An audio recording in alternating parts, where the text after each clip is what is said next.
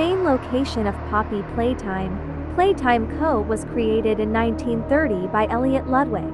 He was working so hard, his aim was to create beautiful toys for children. The first successful toy, Poppy, was created in 1950. Elliot was inspired by his own daughter.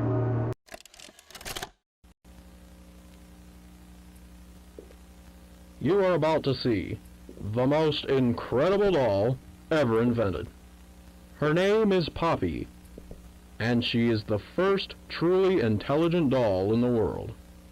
A little girl can talk to her. Poppy gives her answers. She is the first doll actually able to have a conversation with a child. Hard to believe? Just watch. Poppy Playtime! Poppy's as lovable as a real girl, and she talks like one, too. Hi, my name is Poppy. I love you. Can you help me polish my shoes? Why, of course, Poppy. Just like a real girl, Poppy always wants to look her best. Perfect! Thank you. Her hair is sturdy and won't come out when you brush it, and smells just like a poppy flower. Is there anything else you'd like to say, Poppy? I'm a real girl, just like you. What's the time? Playtime! And if you've ever wanted to see how all of the nation's favorite toys were created, Playtime Co. is now offering factory tours at just $2.99 a person. An entire hour in the most magical toy factory on Earth. What are you waiting for? Come visit the factory. In 1955, Thomas Clark was hired. In the late 1950s, Elliot created Dewey Doe. Later that same year, his wife, Molly, divorced him. Tragedy struck again in 1960, when both his ex-wife and his daughter died. Despite these losses, he never lost the power and continued to work hard. Playtime Co. is the product of a great man by the name of Elliot Ludwig. Divorced, but a family man at heart. His sights were always set on bringing amazing toys to amazing children around the globe. Ludwig spent countless hours in the factory, working overtime relentlessly in an attempt to continuously innovate and surprise. In the 1960s, an unfortunate family death had pushed Ludwig down to his lowest. But with so much ambition, he rose back up and continued to fulfill his vision for the Playtime Co. toy factory. Ludwig could never be content leaving a project unfinished. But just how did one man come to create such an astounding empire? How did he manage to stay determined even after suffering such a tragic loss? It all began in the fateful year of 19... It's better to know all the toys at once rather than some now, some later. Brawn in 1961, Boxy Boo in 1966, Yarnaby in the 1970s. The fun never ends. Cozy and cuddly, your new best friend, Yarnaby. I love braiding his hair. He'll hold you close and keep you there, He watches over me when I sleep. protecting your dreams. The fun never ends. Cozy and cuddly, your new best friend, Yarnaby. Candy Cat in 1979. Huggy Wuggy in 1984. He was the most successful toy in Playtime Co. His name is Huggy. Huggy Wuggy, when he hugs you, he'll never stop. Your friend Huggy. Huggy Wuggy, he'll squeeze you until you pop. Kissy Missy in 1985. Catbee in the 1980s. PJ Pug-a-Pillar in the 1980s. The following members of Smiling Critters in 1989. Bubba Bubbaphant, Bobby Beerhig, Crafty Corn, Kicken Chicken, Pick-a-Piggy, Poppy Hopscotch, Catnap, Dog Day. S-M-I-L-E every day! When you are down and out, you'll be brown and proud. The Smiling Critters here to say S-M-I-L-E every day! The following members of Nightmare Critters sometime later. Baba Chops, Icky Licky, Raby Baby, Alistair Gator, Simon Smoke, Poe, Tui, Meggy Mako.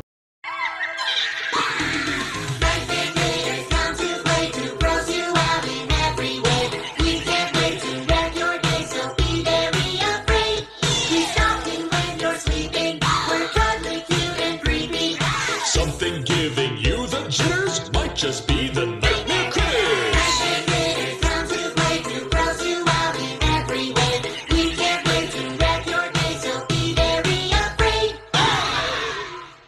Then we have Wrong Side Outimals members, but they were never released. Bubby Chums, Blanky Blanks, Doodle Bones, Bindle Boogie, Goober Guts, Dizzy Boo Boo, Loopsy Noodle.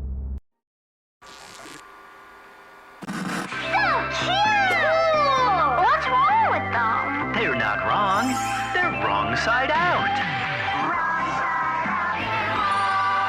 You follow the left hand in and you roll the left foot out. You're tugging right that shit and you roll it out. Wrong side out. Cuddly, adorable, but not quite what they say. What a surprise!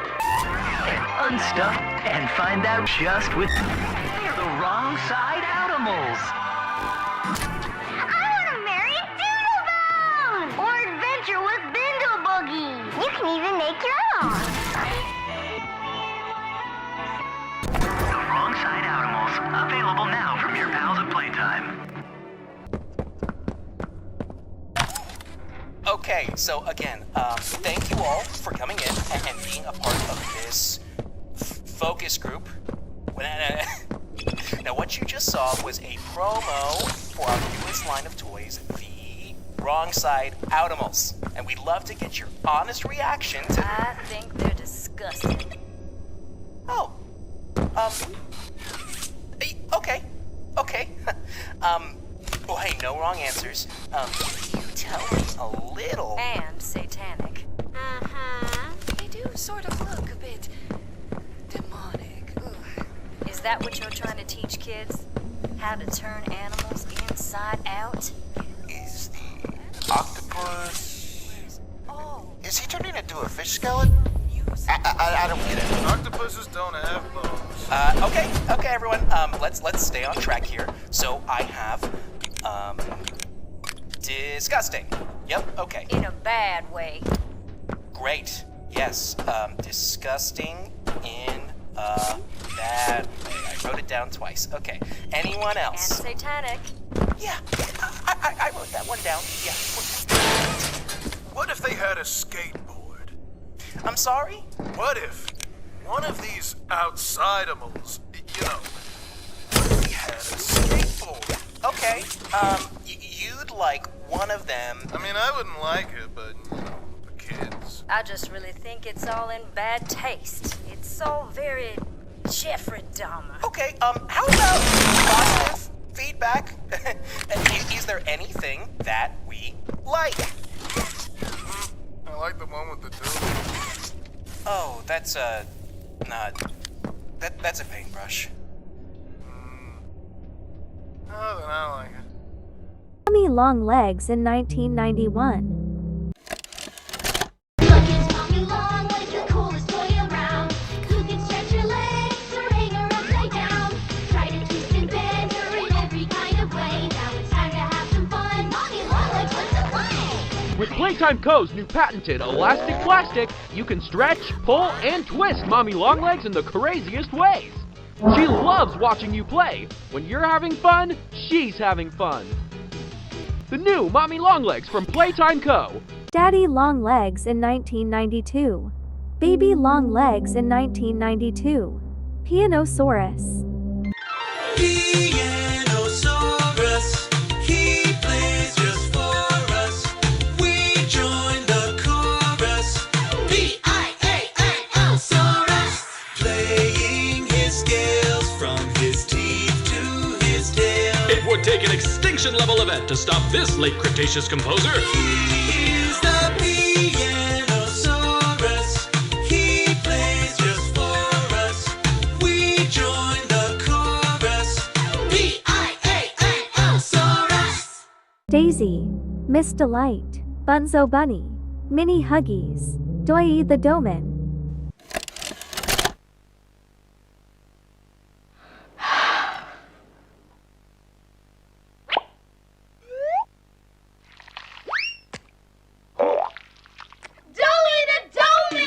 He's stretch you, he's gum you, he's squish you, he's fun you.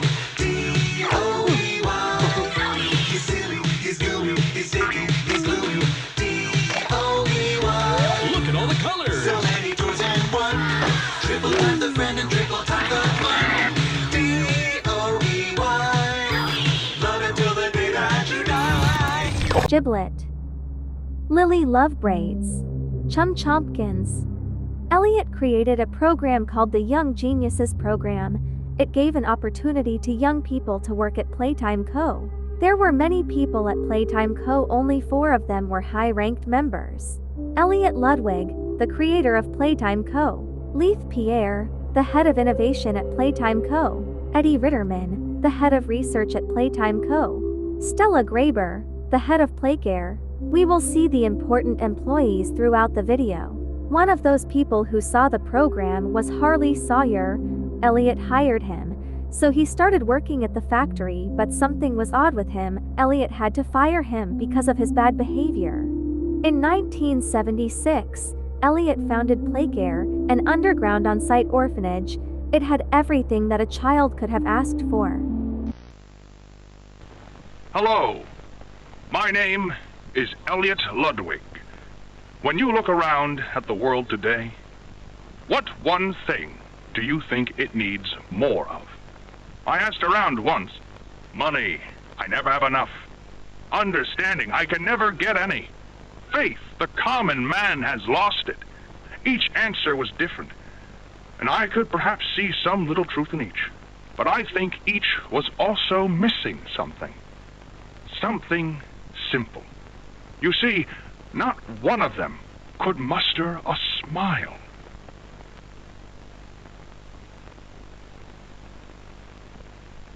A smile is hope. A smile is love. A smile is understanding. And there is nothing more gratifying to my soul than being the reason for a child's smile, to be the spark that ignites all their hopes and dreams. For it is only through hopes and dreams that we may create a better world. One where our children need not be afraid. One where they are protected. After all, this company and its toys are nothing without them. These children deserve to smile. They deserve to love. And they deserve a safe home. That is why it is with enormous pleasure that as the founder of Playtime Co., I announce Playcare, our very own on-site orphanage. But it's not only that. It's a school, a playhouse, a place to belong, our very own ecosystem beneath the surface, dedicated in every inch and detail to ensuring a child's smile. Its teachers and counselors, mothers and fathers, until such a time they have all of that in you. May Playcare bring joy, inspiration, and smiles to all who enter these doors. For what gives life its meaning if not a smile? With the foundation of Playcare, parents could adopt children. Then Elliot created grab pack hands for the employees in order to work around more efficiently. Elliot could not stand his daughter's death. He brought her back to life in a doll form. He wanted her to have a friend. He used his adoptive son, Oliver Ludwig, in an experiment, hence he created the prototype and Poppy, which we'll later talk about. As I had mentioned, they created Smiling Critters in 1989 as both toys and a cartoon series. They became the symbol of Playcare. Back to Smiling Critters, each member had different scents. Catnap plushies supposed to get a lavender scent, but somehow they got a scent that made kids fall asleep and gave them nightmares. This incident damaged the factory's reputation, so they had to recall Catnap plushies and erase him from Smiling Critters. What's the time? Playtime!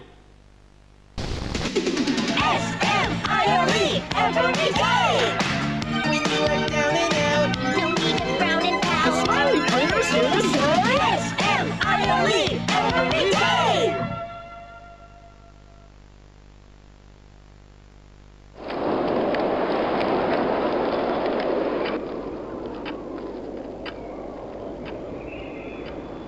The wind's really scary.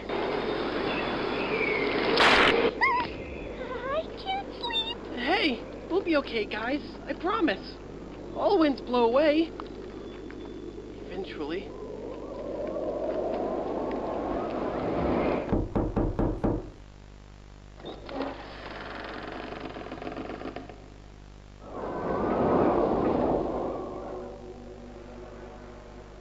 Catnap! Please, help us go to sleep, Catnap! We need it, Catnap! Please help us! Sleep! Sleep! Sleep!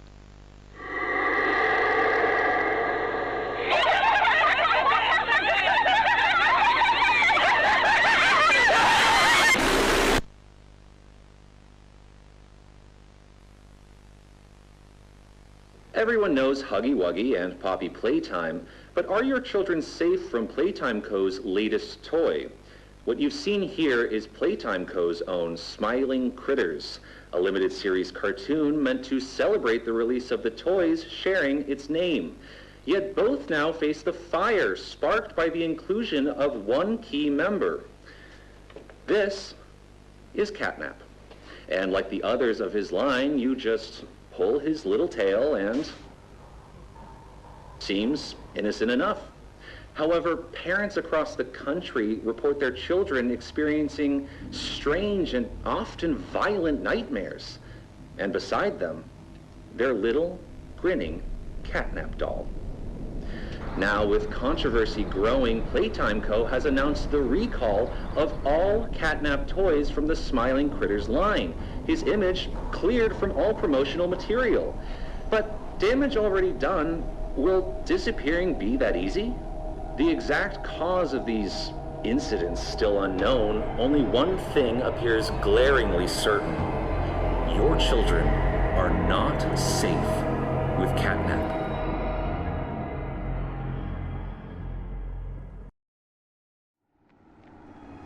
They betrayed Elliot's legacy. After the Catnap incident, Leith hired an investigator, Jared Lockhart, and ordered him to find all former members of the Young Geniuses program. Jared eventually provided the full list of the members. One of them was Harley Sawyer. They had no choice other than bringing him back.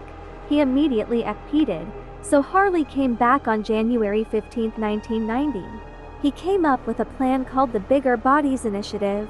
The goal was to use orphans in experiments and turn them into giant toys so they wouldn't have to worry about having too many human employees and give them their salary. Elliot would never accept this idea, but unfortunately Leith was okay with that.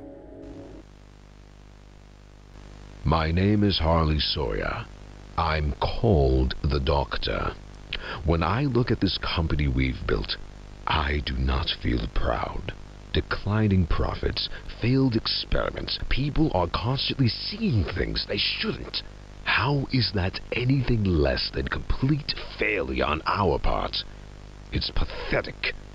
Now we're understaffed, safety protocols are being abandoned, workplace incidents are common. We can't avoid a lawsuit forever. We need to deal with all of these issues at once. I'm here now with a solution. The Bigger Bodies Initiative. Giant toys. We can increase our workforce and simultaneously decrease the number of lawsuits and people on our payroll if the people we have working aren't people. Put me in charge of it, and I will save this company. After that decision, they built the game station. It was secretly designed to test specific abilities of the orphans. It contained 3 games: Musical Memory, Wacka Wuggy, and the Statues. After the game station, They built a huge prison beneath the factory where they kept the experiments.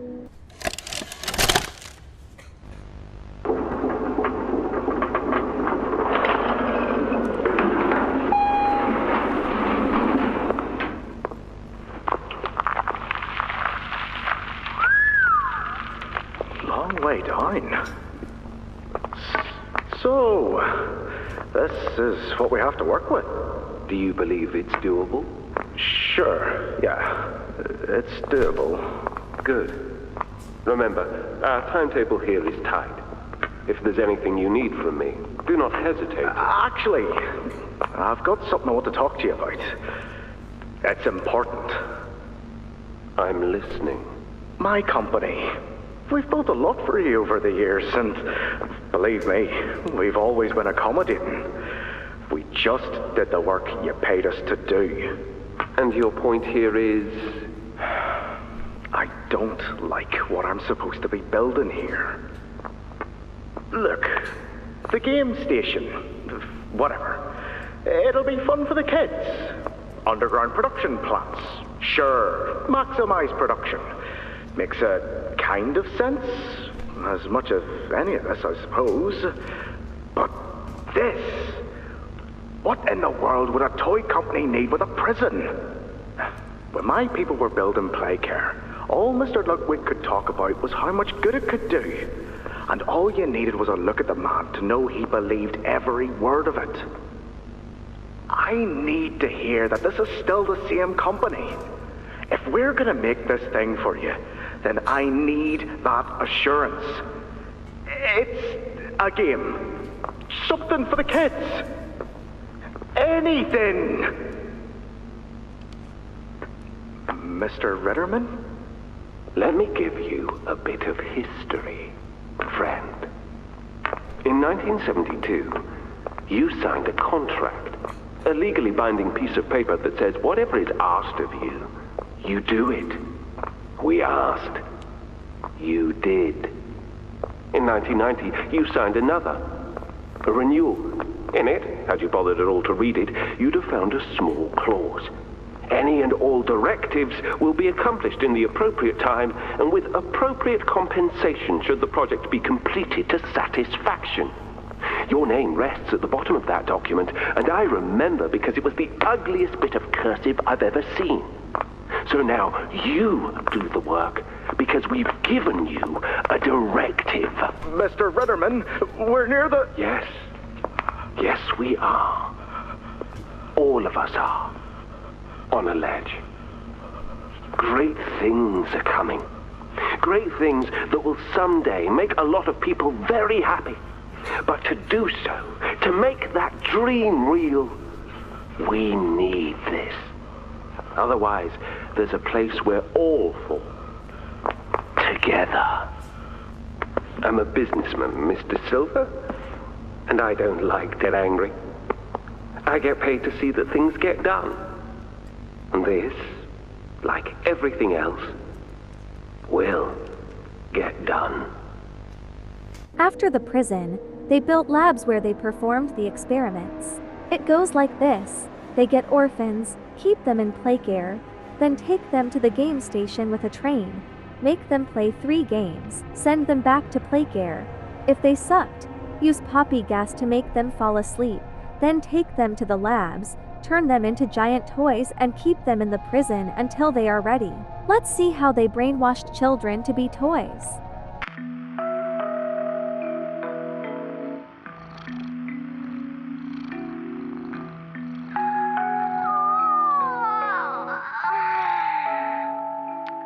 Oh, hey there, wonderful. I don't know about you, but I am sleepy. When I don't get my beauty sleep, I turn into a big old grumpy bum. Everyone does if they don't get enough sleep. Come on, Sleepy Sue. Let's take a nap together, okay? Close our eyes and count sheep. Look! Baba's gonna help us. 1, 2, 3.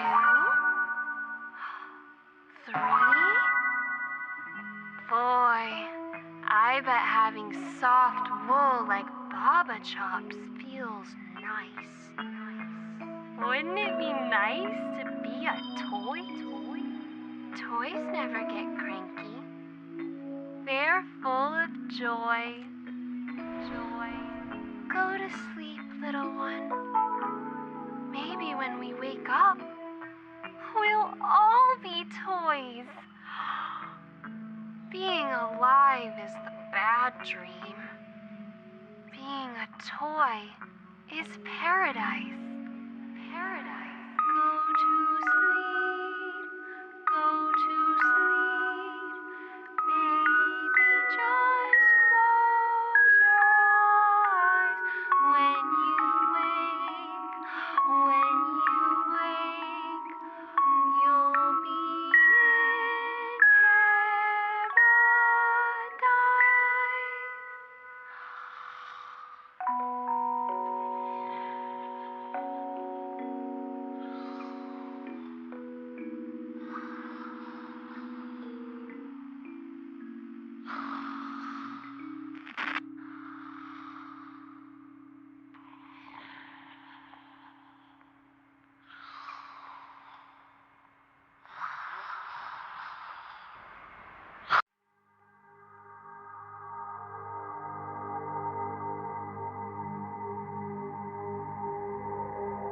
Hey there, all you lovely lilies.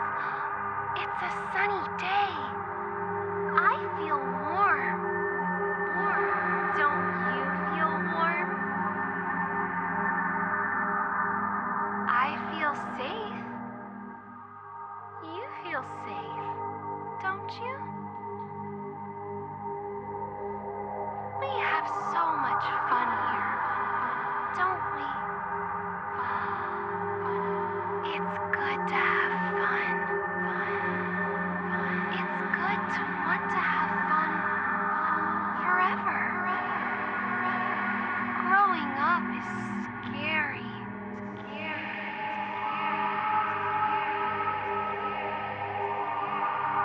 Let's stay kids forever. Repeat after me.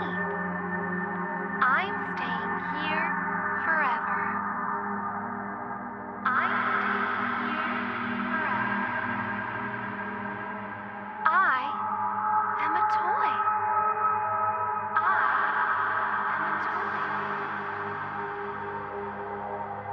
I've always been a toy.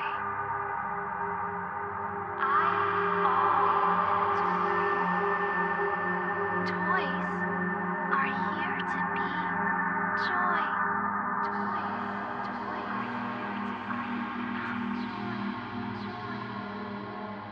Yay!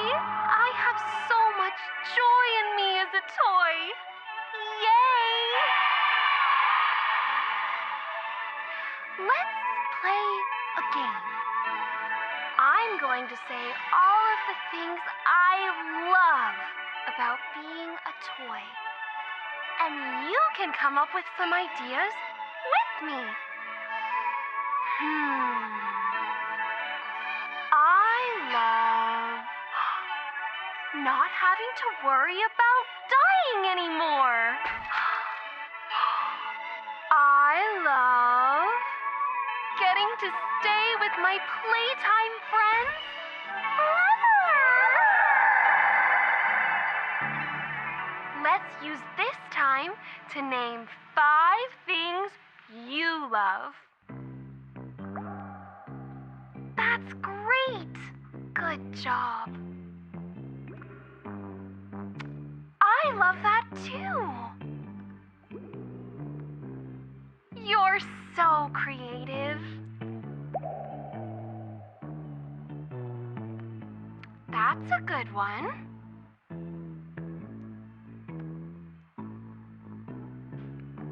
Best one yet.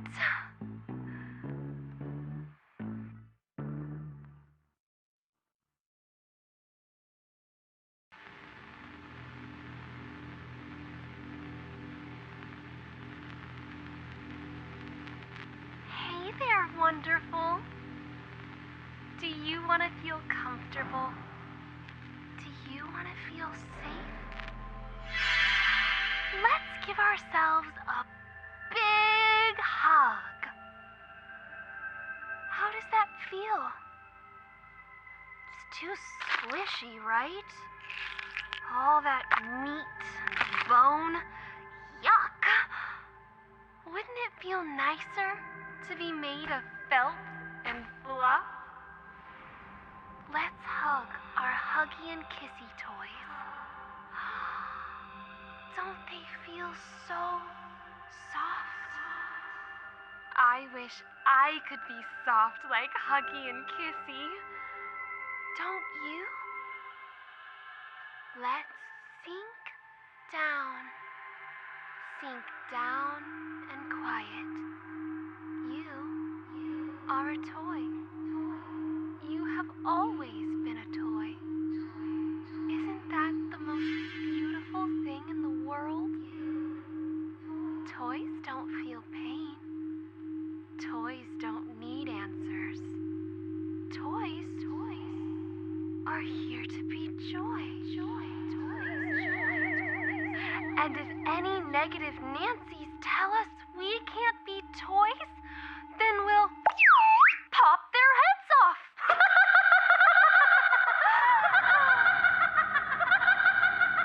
Let's be soft like Huggy Wuggy, my little sleepy Sam.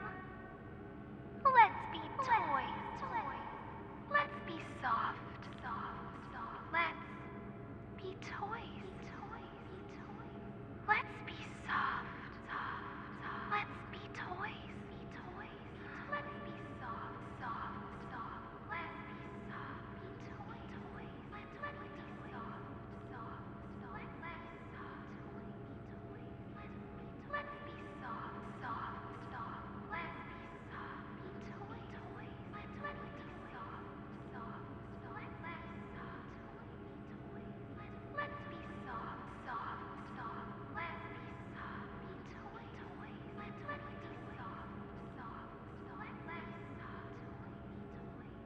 Let's be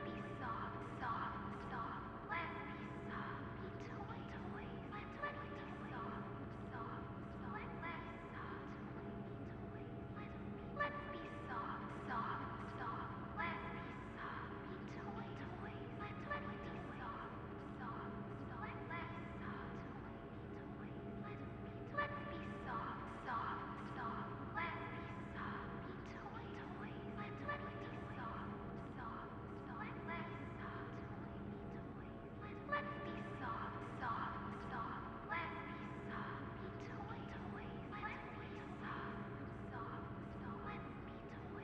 Now, let's get to know all the experiments after they got their bigger body versions. The first successful experiment of Playtime Co. was Experiment 1006, the prototype, which is the main antagonist of the series. He was created by Elliot Ludwig's adoptive son, Oliver Ludwig, to be Poppy's friend. Did you say something? Oliver? If you want to talk, I'm here. I don't pretend to know, but no, Ollie. It's never about my place. It was for her. She's all you talk about. Oh, my boy. You don't get to call me that. Call me a test run on the prototype. When you get her back, you'll pick up a hammer just like him. Just like... Now, these make things go back to how they used to be, but we could be a family if you wanted. And for what it's worth, I think you and her would get along really well. And that's your name. Well, I can call you whatever you like.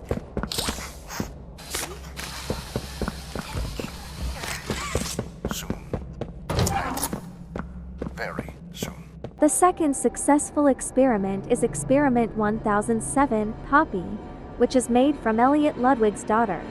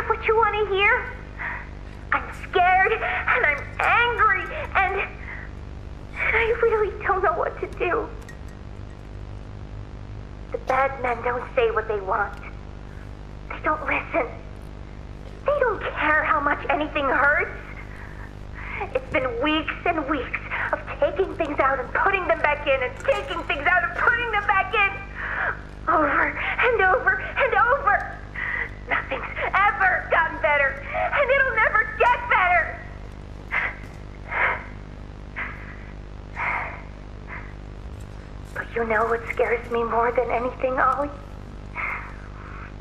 It scares me that every time they do it, every time they peel me open, I feel it less.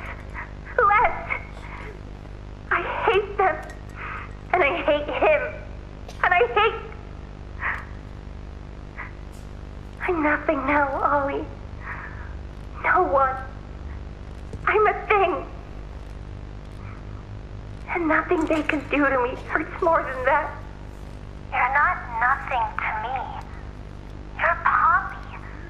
And talking with you like this, I know it doesn't make any of what they do right. It can't. But it makes me feel like a piece of me is still here. No matter how small they try to make it.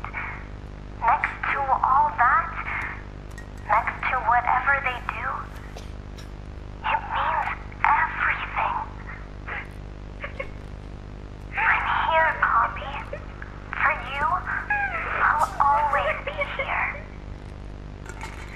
No one knew about the prototype and Poppy besides Elliot Ludwig until Theodore Granville incident, which we will later see. At the same time they found Elliot's dead body, he passed away in 1989.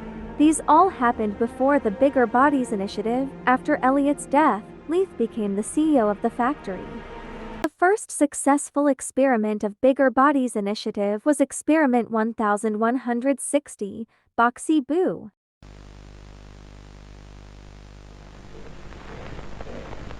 Dr. Sawyer. I wish to see him. Of course, he's just... And here you are. They said it was impossible, yet you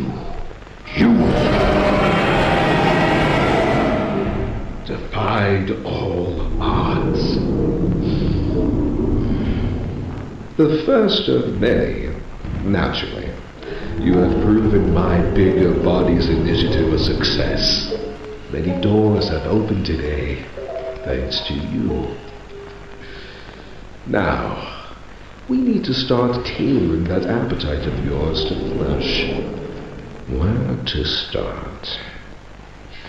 Get me an update on the situation with Laurel Store.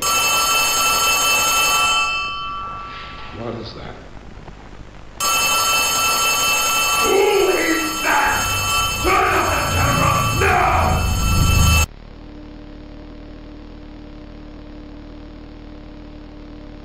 Experiment 1163 was Pianosaurus. Experiment 1166 was Yarnaby.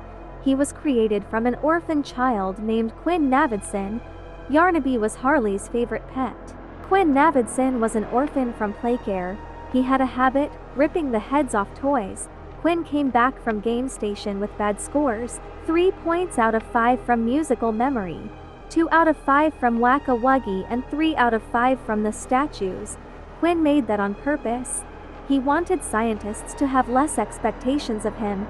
Harley insisted on trying second time and show real Quinn. Quinn had no one to trust besides Harley.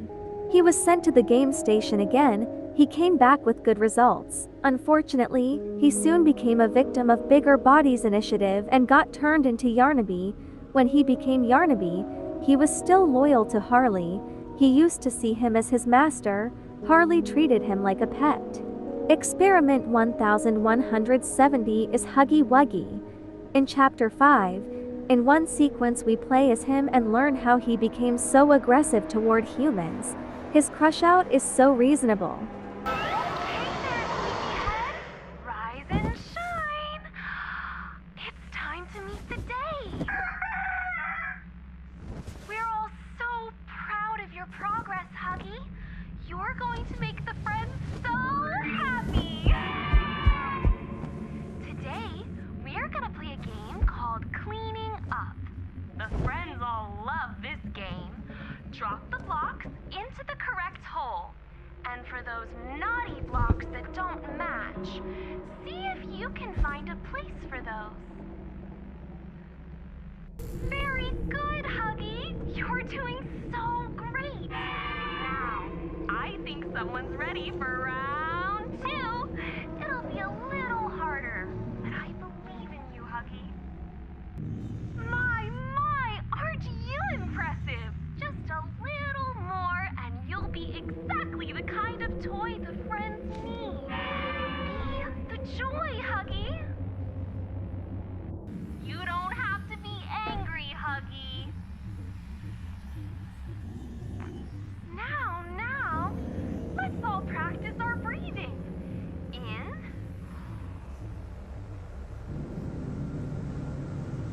And out.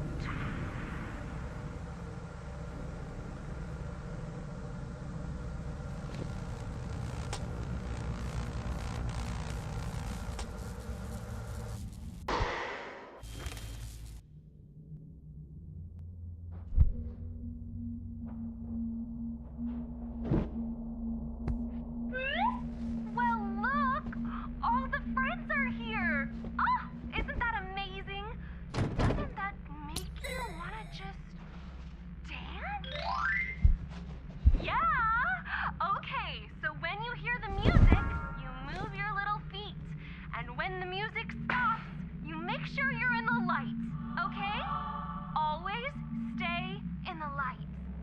Oh, you all are doing so good. Wait till the friends, come and play. Playing with is so much better. Keep going. Nice work, everyone. Isn't this so fun? Isn't this? I guess somebody's out.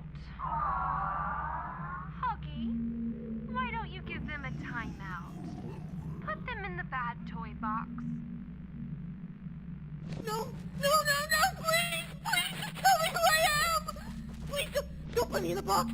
Don't put me in the box, I'll be good! Oh, please, don't put me in the box! Bad toy box.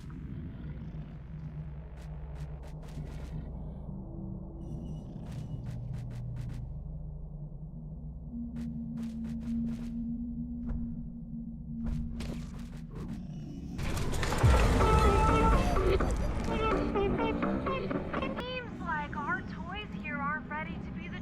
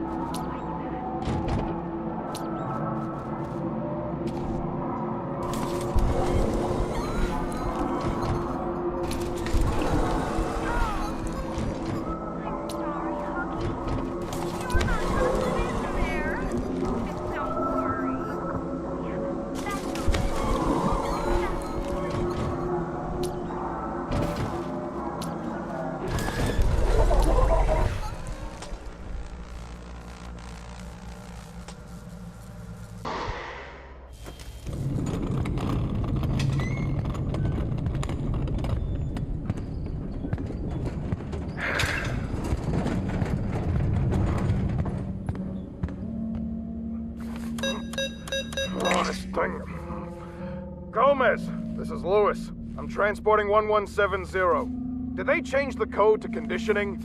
Same code. You just got fat fingers. Happy, happy, disgust, sad, fear, happy.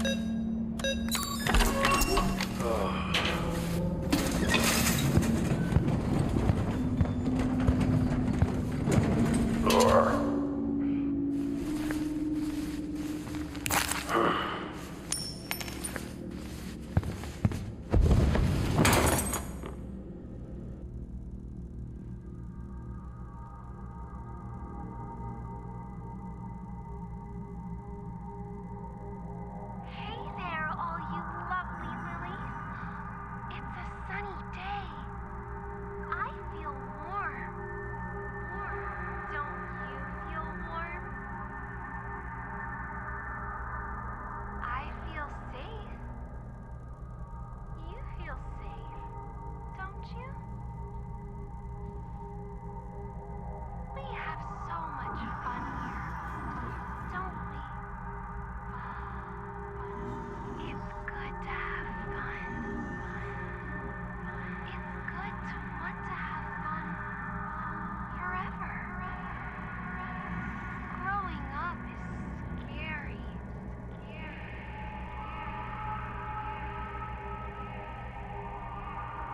Let's stay kids forever. Repeat after me. I'm staying here forever. I'm staying here forever. I am a toy.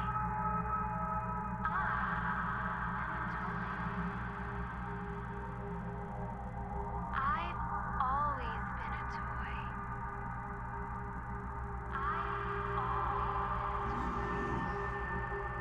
Toys are here to be joy.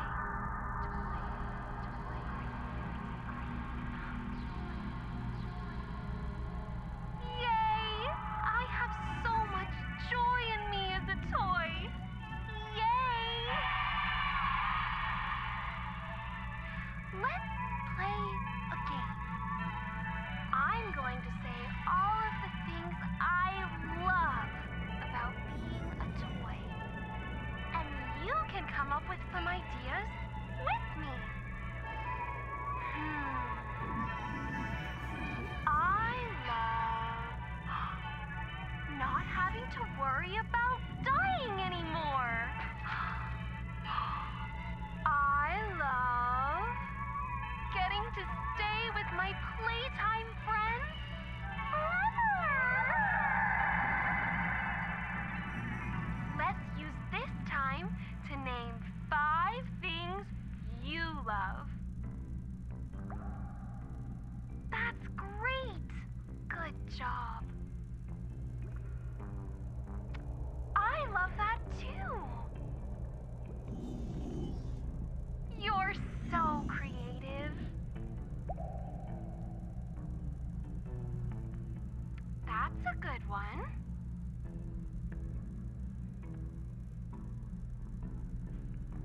Best one yet.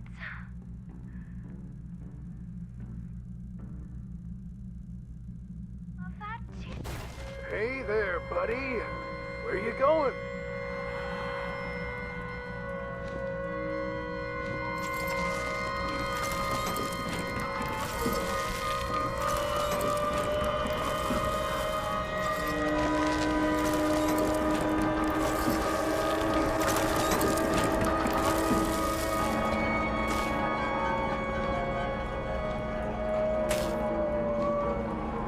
Oh God, it's getting loose.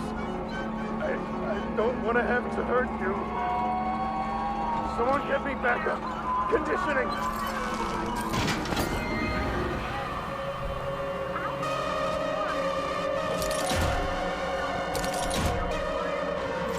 Gomez, get a team down here.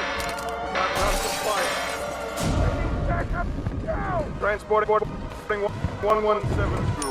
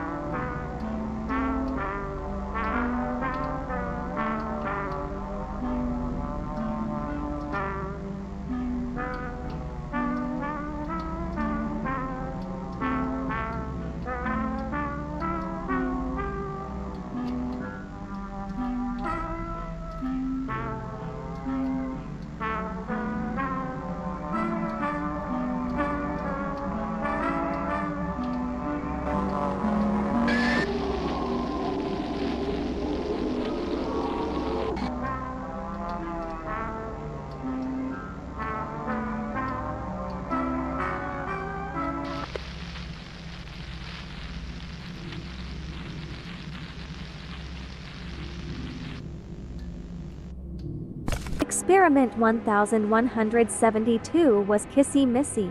Experiment 1174 was PJ Pug-a-Pillar. He was later used in the Statues game. Experiment 1176 was Bunzo Bunny. He was later used in Musical Memory. Experiment 1186 was Bobby Beerhead. Experiment 1188 was Catnap, created from an orphan child named Theodore Gramble. After turning Theodore into Catnap, they tried to make him forget his real name. Eventually, they succeeded, but resulted in his escape and death of many staff.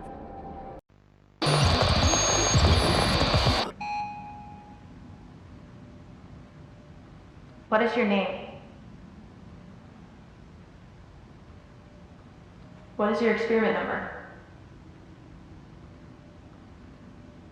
Can you tell me who you are?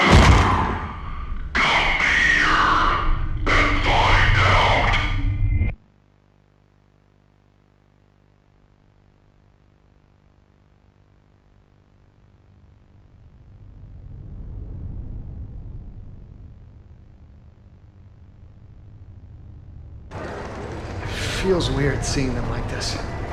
Like what? Like feral? I don't know. I hardly recognize them. Preston, if I didn't know you, I'd say you sounded like a new guy. Does it ever bother you the way they act after we...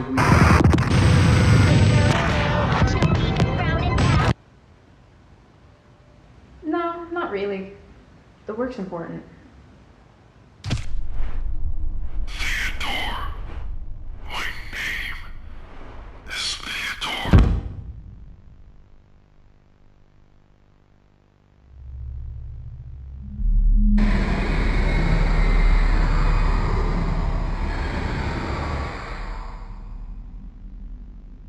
I know it's important, Newman, but you can't deny the cost is...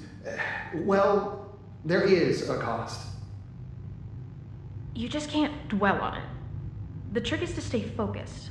Besides, if Grace's treatment plan here works, 1188 won't be feral for long. What is your name? What is... yes, your name, please.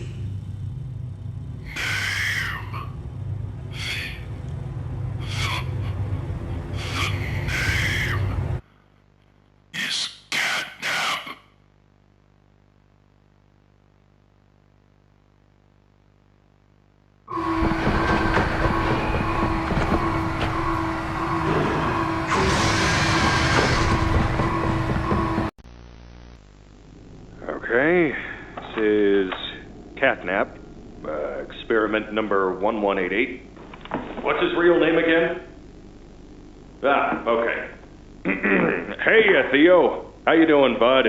Normally I'd have Dr. Sawyer do this, but he's, out, let's say. So you got me until they find his replacement.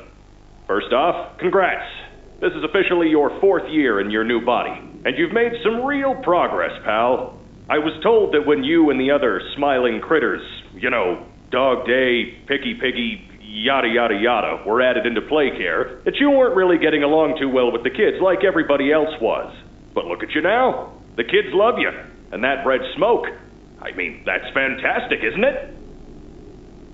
Is his, voice thingy still broken?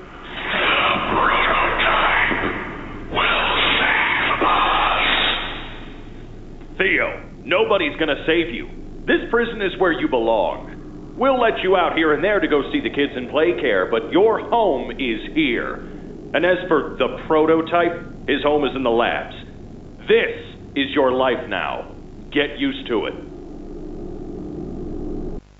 In 1989, an orphan named Theodore Gramble from Playcare was told by the prototype to steal some documents from Joel Sinclair's office.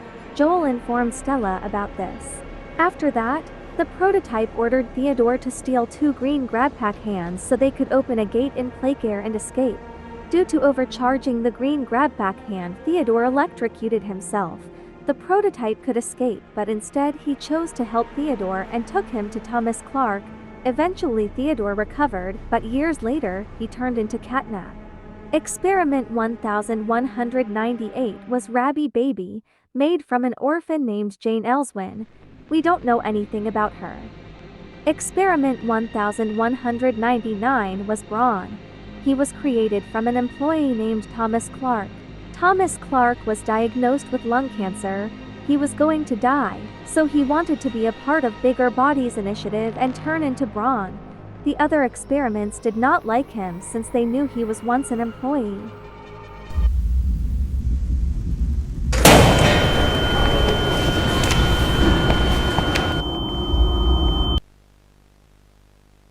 Test subject is 59-year-old Thomas Clark, a full-time employee at Playtime Co. since 1955.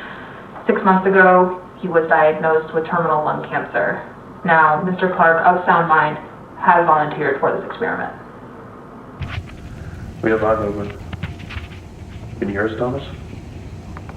1199 displayed much more disorientation than we expected. Subsequent mental testing metrics were also cut practically in half.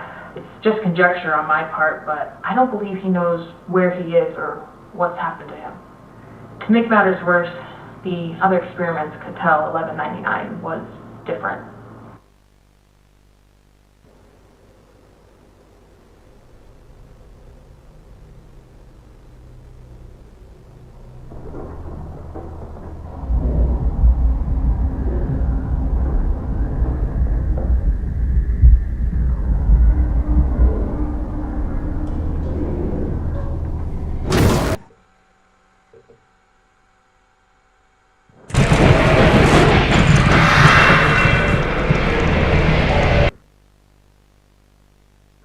They would have killed him had the research team not intervened, and even then there was still significant damage to the internal structures with some of the anatomy, namely the larynx and the thyroid, having been completely devoured.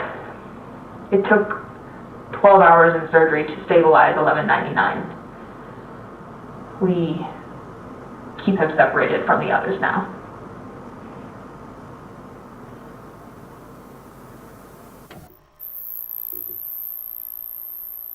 Experiment 1202 was Giblet. Experiment 1222 was Mommy Long Legs, created from an orphan child named Marie Payne. She was used in Game Station to look after the kids. Her bigger body version was created before her toy version. Marie Payne was one of the kids who became a part of Bigger Bodies Initiate. Before becoming Mommy Long Legs, she suffered from poppy gas. Claire Harper, who was responsible for taking care of the children in Playcare, used to see her as her own daughter. In one VHS, Marie described she saw a colorless monster. All right, Miss Harper, please explain the situation. Spare no detail. Well, like any night, all the children were getting to sleep. It was peaceful, quiet. Catnap had the red smoke in the room. Then suddenly, there was this scream. Nightmares happen, I know, but this, dilated pupils and quivering lips. The way her eyes darted around the room, and I swear, her hand in mine, it felt like her blood was boiling beneath her skin. She saw something too, something horrible. I'm sorry, I don't mean to. Miss Harper, we'll provide the very best care we can offer. You have my word. But this is important. Did Marie happen to describe what she saw?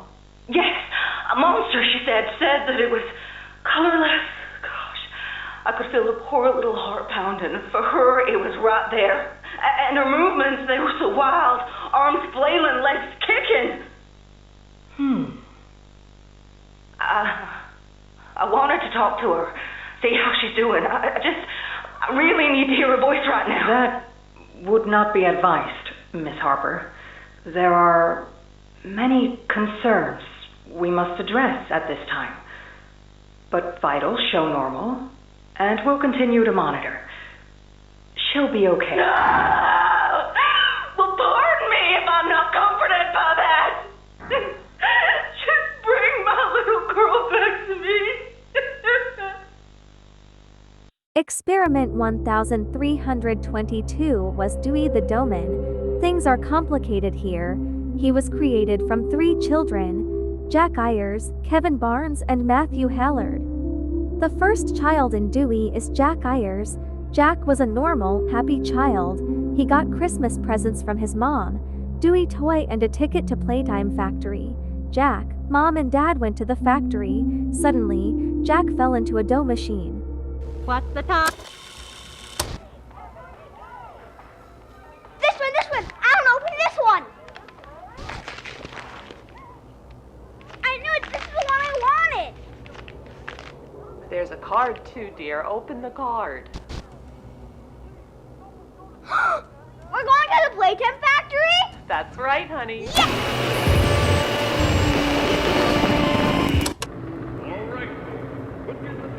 Jack, don't wander off. Stay right here with them. He's not listening to a thing I say, is he? Not even a little bit.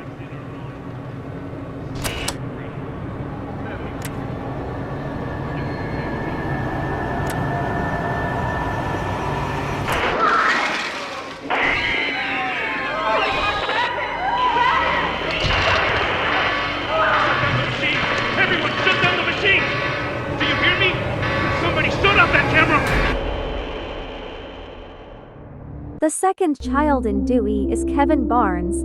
He was an orphan from Playcare and an aggressive child toward everyone. Scientists thought he was perfect to be the second experiment in Dewey. Subject is stable. Designated 1322. Clear neural abnormalities were detected in his recent checkup. Though highly irregular, we've pulled him from the home sweet home just before lights out to perform... What is he doing with my friend? What are you doing out of bed? How did you get in here? Is Kevin sick? Why did you take him away? Yes. Kevin is very sick. Very, very sick.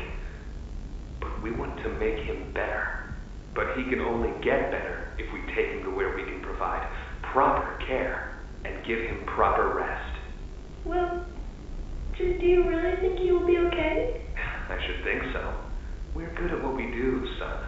We paid attention in school, learned, and got our proper rest when we needed it. Just like you need it now, I should think. Come now, let's get you on back to bed. Okay. It's been a pleasure meeting you, Joseph. And I promise you, your friend will be all right. When you see him again, he'll have never been better. After a brief interruption, we've successfully extracted subject 1322, specifically 1322B, from the home sweet home. Before said interruption, I attempted to detail the subject's condition and overview the suitability of one Kevin Barnes in relation to Project Dewey. The neural abnormalities noted in Dr. Newman's report are detailed in connection to behavioral issues demonstrated within Playcare. Trouble getting along with others, aggressive and often confrontational social tendencies, and an otherwise combative nature clearly relay that Kevin is, put simply, a problem child. What friends he does have, he's reported to have attacked in moments of intense play. These tendencies raise concerns. The subject excels in all physical tests. Reflexes, reaction time, and mental fortitude all tested well above average in game station examinations. So, in spite of said concerns, in Dr. Sawyer's eyes, Kevin is ideal for the project. However, if his use in this particular experiment is to move forward, we need to ensure we're not creating a time bomb just as we've begun stabilizing the entire project. If we're to create an experiment that can fulfill multiple assigned roles, we can't allow any single consciousness to throw the others off. Even a simple misregulation of emotions means we have 900 pounds of dough that can shift however it pleases and can turn on even those it trusts, simply because it was overwhelmed by a stray feeling. Regardless, Sawyer's word is law, and subjects 1322A and C are to be gathered for processing first thing tomorrow morning. Thus, all we can do is plan our safeguards accordingly. Yes, that's all we can do. Matthew Hallard is described as a very kind, charming, and helpful teenager who is a leader to the younger children at the center. However, he is very sad because he blames himself for an accident that happened to his family. His counselor, Claire Harper, thinks he is so good that he should work there when he grows up. At the end, Stella mentions he is being chosen for a special project. Eventually, he became the third experiment of Dewey. So, there are 3 children in Dewey. This means Dewey has 3 personalities. Jack is the sadness, Kevin is the anger, and Matthew is the kindness. When Dewey was ready, the scientists sent a message to Jack's parents to let them know they could see their son. They came to see him, but a scientist locked them in. Kevin took the control of Dewey and killed Jack's parents.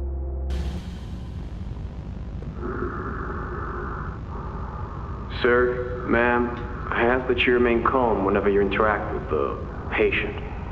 He's only been awake a few days now. In many respects, he's still adjusting. Is that him? Is that my boy? Yes, ma'am, it is. Oh, George! That's our boy! Jackie! Why does he look like that? What did you do to him? Stop it, George. Just stop.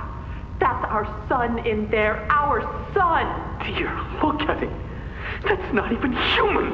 Let's just talk to him. You'll see. Let's just go in there and talk to him. Can we? Can we talk to him? Yes, ma'am, you certainly can. Go on in, whenever you're ready.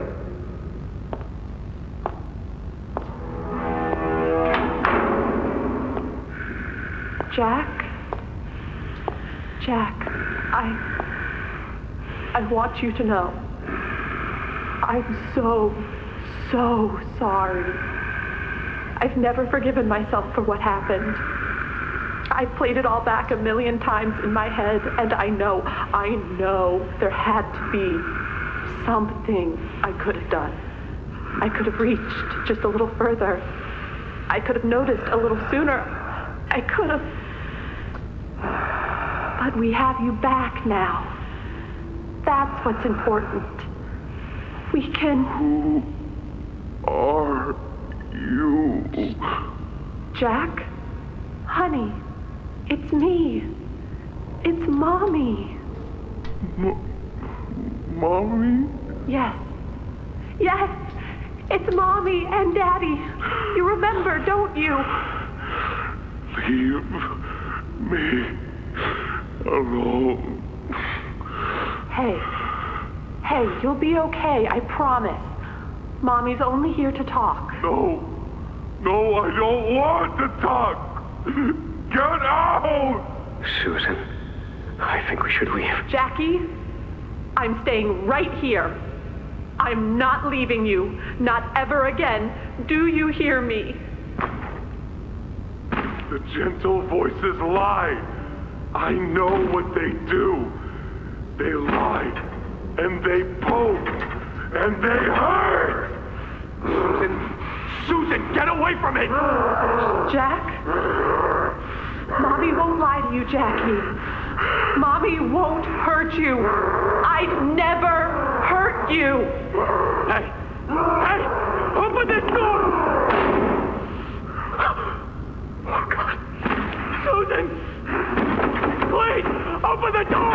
Please!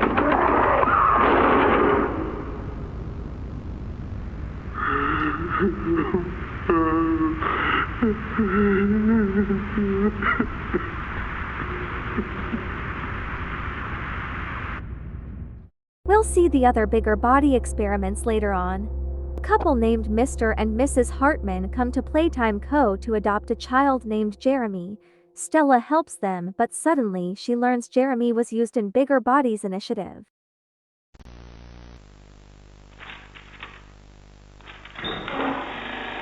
Oh, Mr. and Mrs. Hartman. Come on in. Please, have a seat. How was your ride down? It was, nothing like we were expecting. Mr. Ludwig's speech was, well, it just confirms for us that you're the orphanage we want to go through. It's a truly magical place. I felt right at home from the second I entered. You open that door the first time and you just know you're never going to leave. Kind of like finding a home as a child and always thinking of it when you want to feel comforted. I understand you want to give Jeremy that home? Yes, and we would like to adopt. Amazing. You'll be perfect for... Oh. What? Well, it appears there's been some complications. Complications? What kind of complications? I don't know. The form says testing. What does that mean? Tell us, what does that mean? Miss Graber, we deserve a better explanation than that. Don't you think? You're in charge of all this. How could you not know? And why are we only finding out about this now? I don't. I'm sorry. Then we have Samuel Lee, who was sent to the labs to be experimented on while the other kids were saying goodbye. And here they all are. Well, of course. They'd never miss this. Who's that message for? Who's going away? Tell us. This week, Dr. White here has selected our very own Samuel Lee. Now, before he goes, let's all give Sam one last goodbye, shall we? With me. 1, 2, 3. Goodbye, Sam!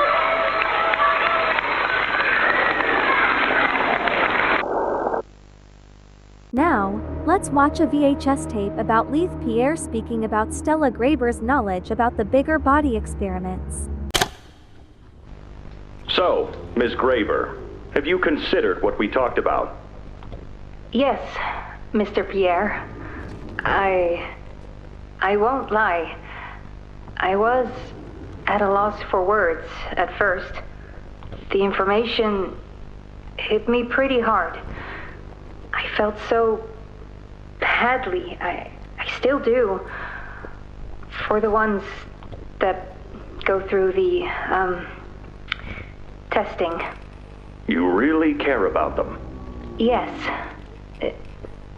It hurts to see them hurt.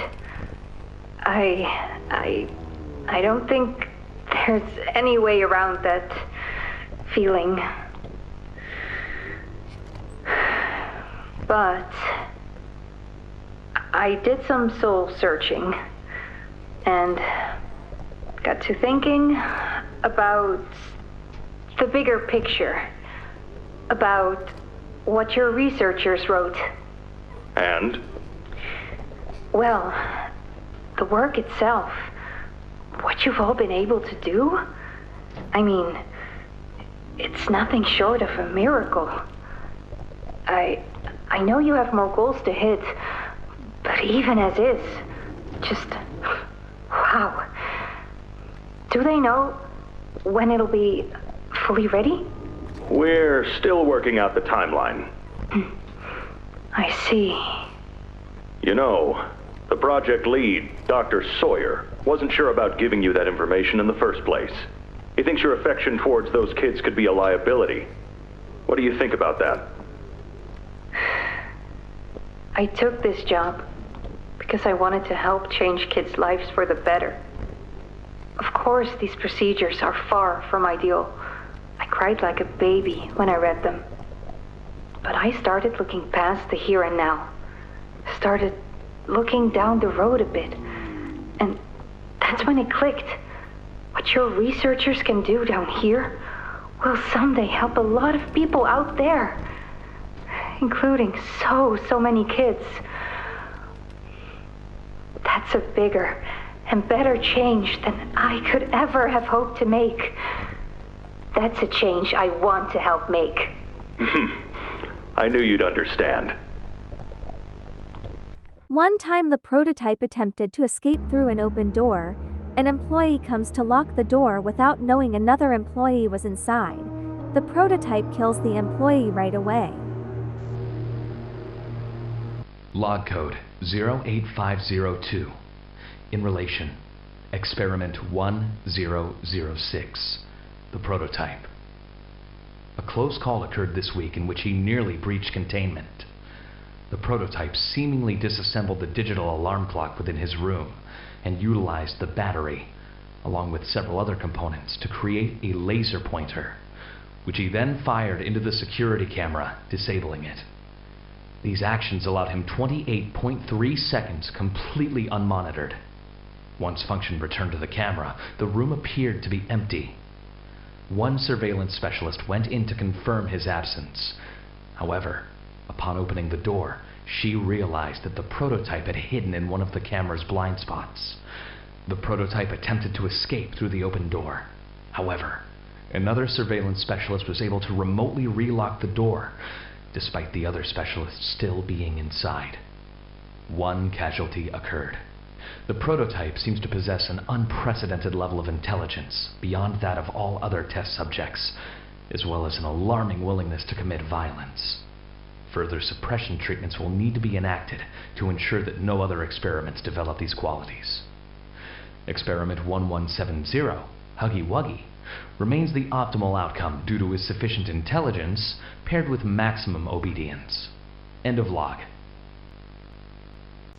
An employee named Marcus Brickley tries to convince Leith Pierre that he was a 50 feet long bloody monster. It turns out to be PJ Pugapillar.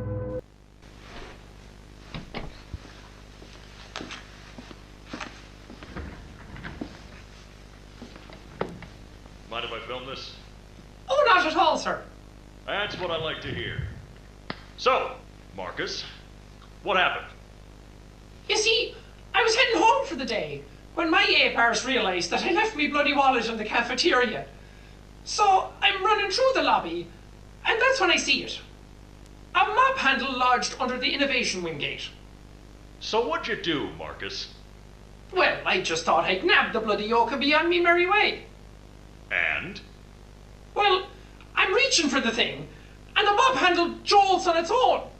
Had me scared stiff. I thought I was the only one there. So I took a peek beneath the gate, and some massive bloody thing was doddering about the bloody hallway. Thing? You're sure it wasn't a person? Ain't no person that's 50 feet long with 1,000 legs. Marcus, you're losing me. Maybe you just saw a bunch of people walking by. Look, it wasn't people, all right? I haven't a bloody notion what it was, but it wasn't human. Who have you told about this? Besides me, obviously. Just you, sir. Obviously. Okay. I'll have security skim the cameras and take a look. What? There's a massive bloody monster! Skimming ain't gonna get rid of it! You're out of line, Marcus. We make toys, not monsters. Now come on, get out of my sight. Actually, grab me a coffee, will you? Actually, never mind. Get out of my sight.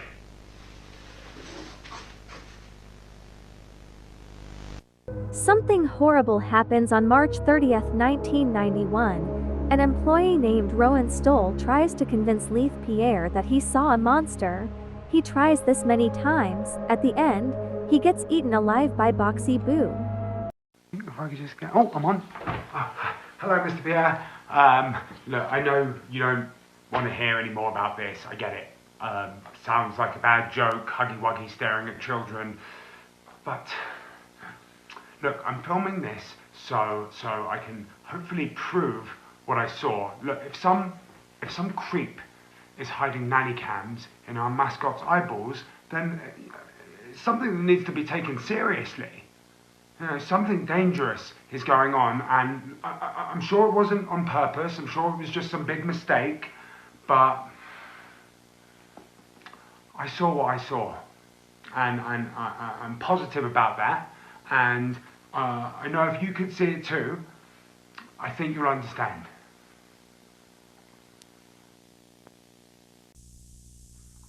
Mr. Pierre, I just want to apologise. I was wrong. Nothing weird is going on here at all. See, I talked to the maintenance guy, and he admitted that he had not done his due diligence of maintaining Huggy, so his eyes probably just, you know, popped out of place. That must be what I saw. So I'm done. I'm not looking into it anymore. And I mean, not that there was anything to look into in the first place, but that's in the past. You won't be hearing anything else from me. So sorry. I'm scared, and I don't know what to do. I think I'm gonna die. I had to pretend I'd seen nothing so the company would leave me alone. They took away my pension. They've been writing me up left and right. 4 days ago, somebody's happened with my car. One of the tires flew off on the interstate. I nearly died. For whoever's watching this, my name is Rowan Stoll. I work for Playtime Co. It's a massive toy company. They made Huggy Wuggy. They've been using all the money they've made to experiment on people. I have proof of it all. Next week, I've scheduled the company's, the servers, the security, to be shut down for 60 minutes of maintenance. While security is out, I'm going to release everything and run.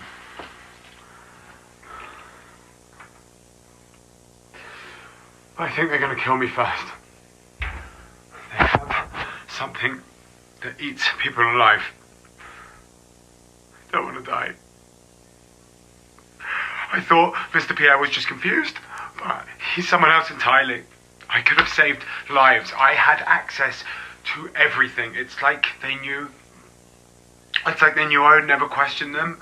That's probably why they hired me in the first place. I'm an idiot. Listen, if I die, I've hidden everything I found on this tape. If you find this, take it to the police. Do not let them get away with this. Goodbye.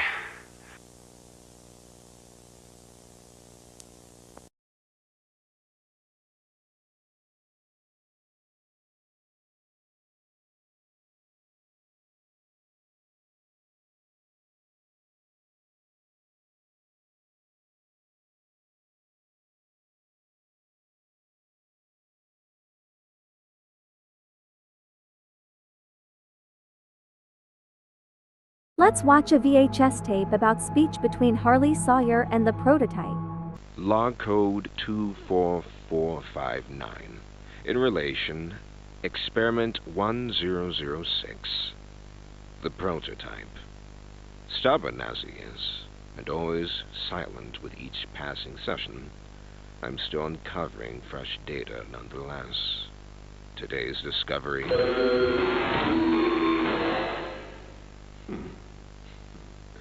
End of log. Ready to talk now, are you? I possess a question. Go ahead. Do you feel anything? This question referred to what exactly? You stick us, beat us, tear at flesh. Do you feel it? There's a secret inside you, 1006. Valuable beyond all measure. I cut and prod and burn at it. And I get closer with each session. So speak. Or don't. Fight. Or give in.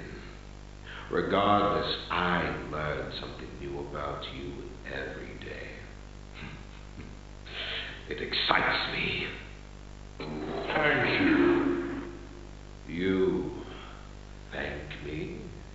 Absolutely. I learn something new about you every day. On June 18, 1992, Huggy Wuggy escaped the factory. Several employees were sent to find him, but 5 of them died and 6 of them went missing.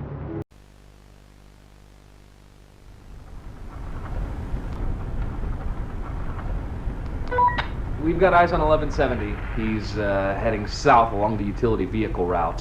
What exactly do we do here? Okay, give us a sec. We're gonna try and cut him off at the crossing up ahead. Keep him from getting onto public roads. Keep tailing him for now, and keep us updated.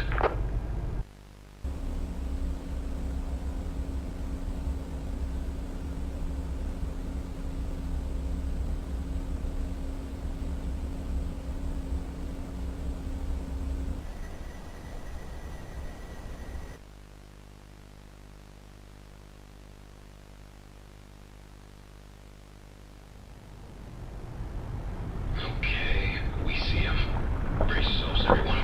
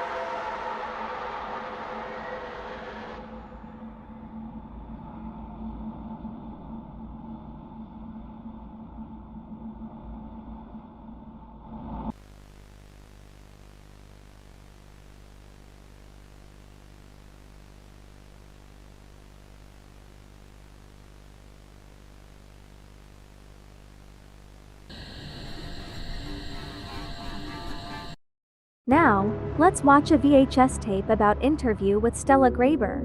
Stella, what made you want to work at the Playtime Co. factory? Playing with toys when I was young was so magical. I could go straight from my bedroom floor to anywhere in the world. It was such a great feeling.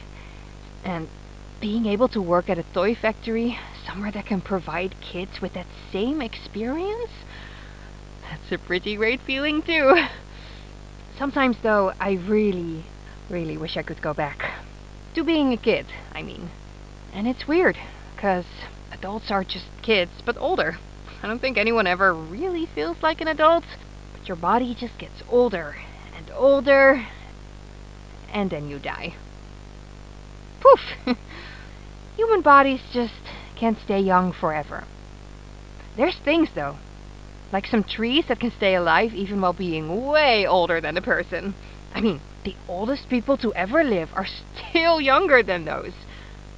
So I guess everyone is always young relative to something. right? All right, I think we're getting a little off track. One time people complained about seeing a very big spider. The following is a pre-recorded announcement to address the many complaints regarding an alleged very, very big spider crawling around in the facility. The Playtime Corporation wants me to remind you all that spiders that big do not exist, and that if they did, quote, we would already be dead anyways, end quote. Regardless, you can all rest assured the company is sending some specialists down here to have a look around and relieve the constant whining. Complaining seems to be everyone's primary contribution to this company. It's just a spider. You are all safe. Please, please, carry on with your jobs. Now, let's watch a VHS tape about Leith's speech about trespassing inside the factory.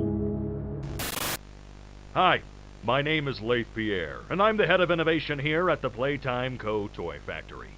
If you're seeing this, then you're trespassing. Yeah, we play this little tape on loop whenever we close the factory for the day. So, trespasser, just to make you aware, while we pride ourselves primarily on our high-quality toys and excellent child care, we also pride ourselves on our security. For example, this facility is full of hidden motion triggers, which, once set off, will turn on the factory's emergency alarms and directly contact the authorities. And that's one of the more tame aspects of our security system. No spoilers. So, you've got my warning. It's not too late to turn around. I just hope that you're certain whatever you're doing is worth it. And now trespassing inside the labs. Hi, my name is Leith Pierre, and I'm the head of innovation here at Playtime Co. If you're seeing this, you must be very, very lost. Well, rest assured, friend, our state-of-the-art laboratory is just up ahead. Why don't you just go on inside and tap one of our scientists on the shoulder? Tell them you're lost. They'll be glad to help. All right. Let's be honest. You're not supposed to be here. This is the single most high-security, high-clearance section of the whole factory. When someone finds you down here, you will be shot. And before you get any ideas, don't think you can just sneak away either. No, the second you put this tape in, it set off an alarm. So if anyone's home, they know exactly where you are. Pretty nifty, huh? Security is very important to us here. If I were you, I'd start running. In one VHS, Gracie persuades a child to go into Chum's stomach.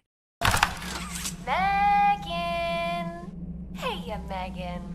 One of the friends told me that you're having trouble with the noise of the world being just too much. I brought someone to help. Go away! Now that's not very nice. You're going to hurt our friend's feelings. Chum's not my friend.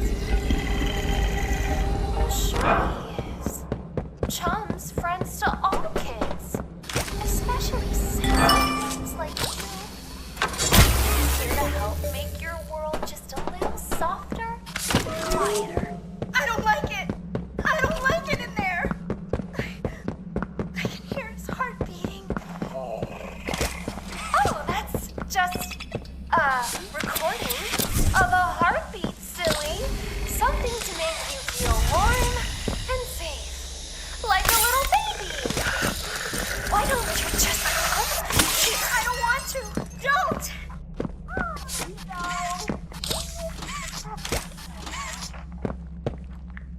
It's okay. I'm better. Of course you are. That's what Chum is for. A little safe space for you. Now you just close your eyes and breathe deep. Everything's better when you're with a friend. In 1993, the theater part of the factory burned down mysteriously. Aftermath of the theater incident, more than 60 people died. Leith Pierre, Stella Graber, and Eddie Ritterman started to investigate the incident. Got another one over here. Jeez. Hard to imagine how the company will duck all this under the rug. Not our problem. 3 here. How many is that now? 58. So far. Another one over here. 59. Where's that investigator? Campbell, Lockhart? Whatever his name is. Poking around somewhere? Don't know. You ask me? The culprit's obvious. Just needs to be spelled out plain and clear for the bigwigs. You think? Yeah. Rotten eggs come from rotten chickens, you know? Can't get more rotten a chicken than him. I don't know. Just seems too careless that a guy so smart wouldn't cover his ass. I mean, if the investigator finds evidence of this, it's his fault. Hope Foxy's still hungry. Got another. 60. Right. And are we just stopping the experiments back where they came from? Acting like all this didn't happen. All over the ice? Because I guarantee it won't be so easy to toss a new coat of paint over 60 visitors dead. Or the dozen reconstruction specialists who went swimming in the bellies of those things. I'm sure that's taken care of already. But I hear there's plans. Something big. Somewhere to put them. With any luck, that means stuff like this, and people like him, will be a thing of the past. There's more over here. That's when Project Playtime comes in. Those specialists are us, the players from Project Playtime. Leaf, Stella and Eddie find out who was the responsible, Harley Sawyer. They get angry with him. Eddie suggests killing him, but they still need him. Leaf comes up with an idea, turning him into a bigger body. Dr. White succeeds. Harley is now the last experiment of the Bigger Bodies initiative. He does not have a physical form anymore. His organs are stored and kept alive within vital system centers scattered around the factory. This recklessness has to stop. The doctor has no regard for the safety of this facility or its staff. Or the children in play care. I've tried to set boundaries with him. He doesn't listen to me. He doesn't listen to any of us. Not really. Not anymore. And he's behind schedule. Playtime may have turned a corner financially, but that doesn't change the fact that his Bigger Bodies initiative is still a money hole. The guy's gotta go, Lath. And how do you suggest we do that? This wouldn't be the first time we made someone disappear. We can't kill him, Eddie. Why not? Because like it or not, we need him. Eddie's right, though. Sawyer can't keep leading this project. So we just ask him to step down? Take a demotion? No, but... I'm not disagreeing. Huggy Loose in the Woods, that business with Catnap, the whole Stoll thing. And half a dozen other incidents. Right. And all of that pales in comparison to the theater incident. I don't even want to talk about that. So, we can't kill the son of a bitch, but we need to knock him out of the equation. What do we do? There is one thing I can think of.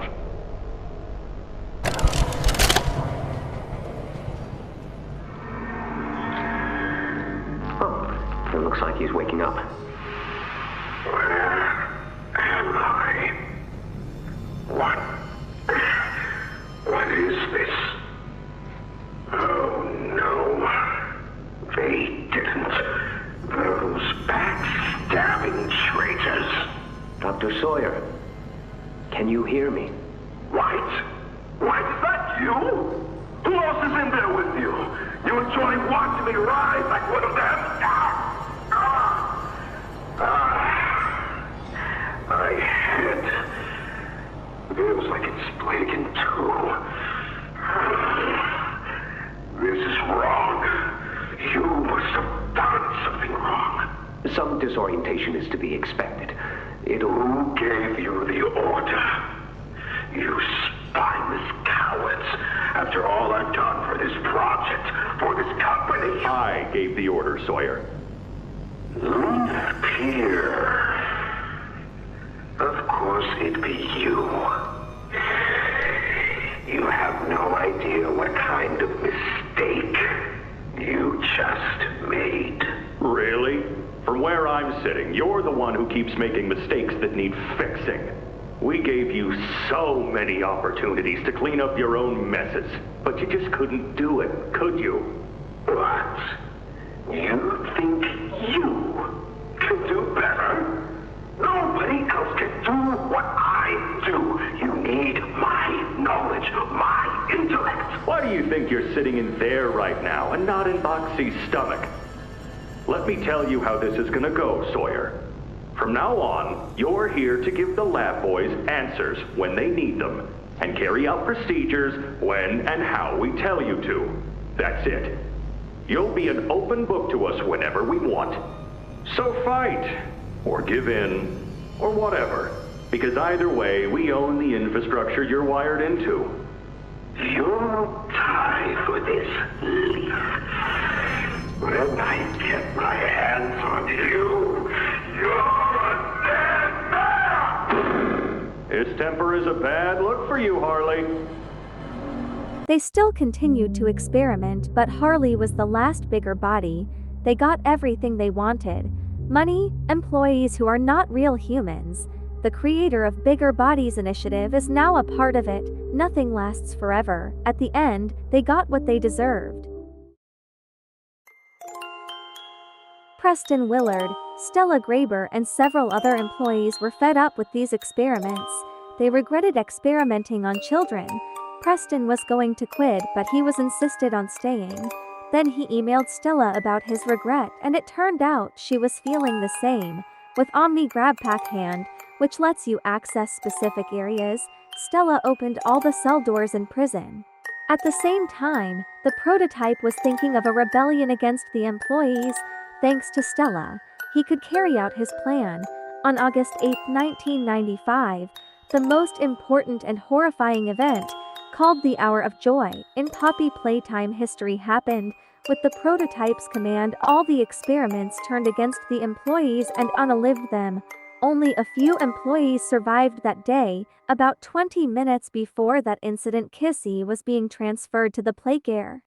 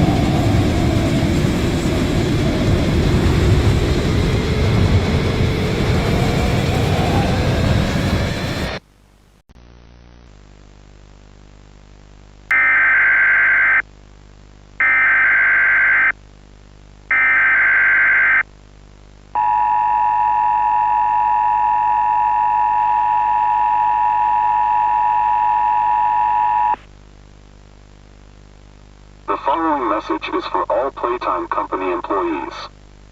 At 11:01 a.m. Eastern Standard Time, an unknown hostile force was declared present within the Playtime Company facility.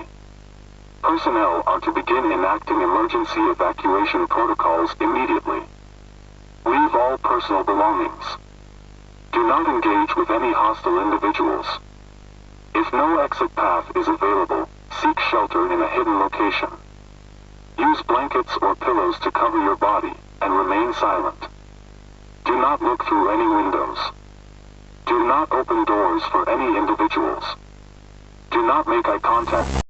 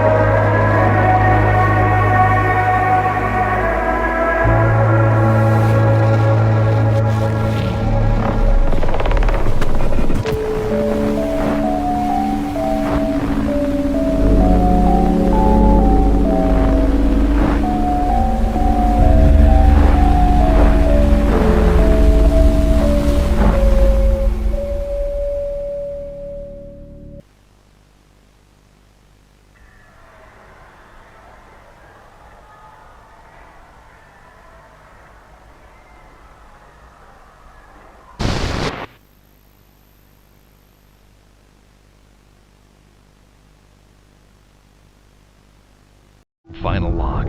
In relation, experiment 1006, the prototype.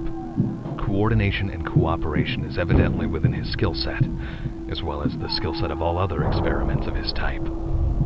Though still missing, today's events are no doubt in relation to him. His absence was a flaw in the scientific process, which should have under no circumstances been left unaccounted for. That's why I'm making this log, so that the same mistake won't be made twice. Any future experiments will need to be contained and disposed of in a secure location. I'm not worried about myself. One breakthrough and I'll be back. We must forge onwards in the name of science, whether those who are beneath us understand it or not. End of... During the hour of joy, Warden, who is in charge of the prison, manages to escape into his office. He was in shock how the big toys killed everyone. The doctor told him he would help him escape the factory if he gave him the Omni grab back hand. Warden accepted it, but the doctor betrayed and let him die.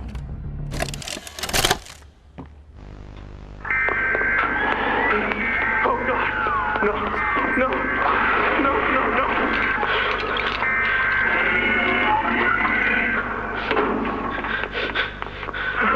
What? Doctor! What's going on? What's happening? It's... Yes, I can hear it. They've staged quite the rebellion. Remarkable. 1006. How could this happen? There's fail-safes, security measures. It's impossible. Personal agendas have long been the downfall of this company. Is it unreasonable to believe they were conspirators? Playtime is filled with vipers and backstabbers. But without executive access, how could anyone even get through? Laith, Stella, Eddie, only the four of us have that kind of clearance. Does any of that matter now? It's your life we have to protect. You have executive access. For all the good it does me. Opening a door at a time won't get me to the exit. Not with those things everywhere. You didn't see what I saw. You didn't see the trail of limbs down the hall. Didn't hear the things eating. The wet crunches of bones. God, There is something you can do, Warden. I can help you. How? You're stuck in there. You can't... My body's here. Sure. But my mind... What? The Omni Hand. If you give it to me, I can get you anywhere. I'll have control over everything. I can shut some doors, open others. I can make you a pathway that leads right to the exit. I don't know. If you want to wait to get torn to pieces, that's your prerogative. But we'll get you immediate options, Warden. What choice other than this gets you out of here alive? I'm giving you the tool. Just get me out of here. Please. Of course. You've made a smart decision, Warden. I promise I'll get you out of here safe and sound. After the hour of joy, the prototype goes to talk with the doctor. The prototype tells Harley that he spared his life and did not let the toys kill him because he is useful. If he does something bad against him, he will kill him instantly. Your suggestions? To produce the results I'm after. Have I made an error in allowing your survival? Of course not. We just need more time to perfect the time. Time is precisely what we do not have. Then I suggest you find some more. That will give me labs access. At least with the two of us. That is out of the question. You will support. Fine. But you have no staff, virtually no test subjects. It's hardly ideal conditions. Even when this place was fully operational, we were beating our heads against this. You can't expect to do it on your own so quickly. The situation necessitates it be done quickly. I'm just giving you the facts. And the fact is, we need more time, or this isn't going to work. I can only be reactive up here. Then of what use are you? You know I'm still your best shot at cracking that secret. If I weren't, you would have already killed me. A sound observation. Yes. You have made yourself useful. Provide me more options. I will try again. Of course. But... If you are stalling, or worse, remember, your usefulness is the only reason you were not stripped for meat and spare parts. Jessica Newman, who we saw in the Braun video, and Preston Willard survived the hour of joy for several days but eventually got captured because of making too much noise. Preston got caught and turned into a little cat bee toy by the prototype because he was kind to him, whereas Jessica got killed by the prototype because she was not kind to him.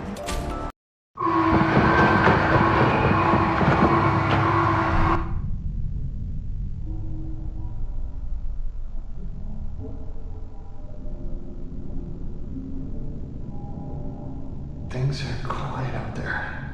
Not sure if that's good or bad. Someone will come for us. We just need to sit tight. Jessica? They'll send a team. Specialists, probably. It's going to be one hell of a cleanup operation. Well, when we get back to that lift, it should be a straight shot to the surface. But back here, see? Does Bio even connect to the executive lift? I don't think it does. Maybe diagram all four, the service shaft to the train terminal, the train... No, all four is facing east. This is backwards. has to connect to this map can't be right.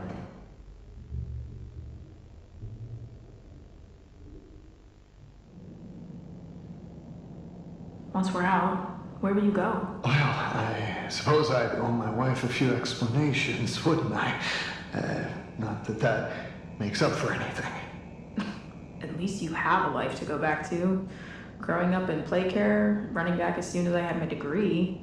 My entire life was here. That's, Sad? I never thought about it that way. Not until this. Well, maybe this is what we get. All we've done for her. You don't have anything to apologize for. We were doing good work. It's not your fault this all blew up in our faces. But Preston, you don't need to. I just couldn't stand by and watch it happen anymore. What are you saying? I didn't know they would. I had no other choice. You let them. You let them. And you didn't think they would do something like this?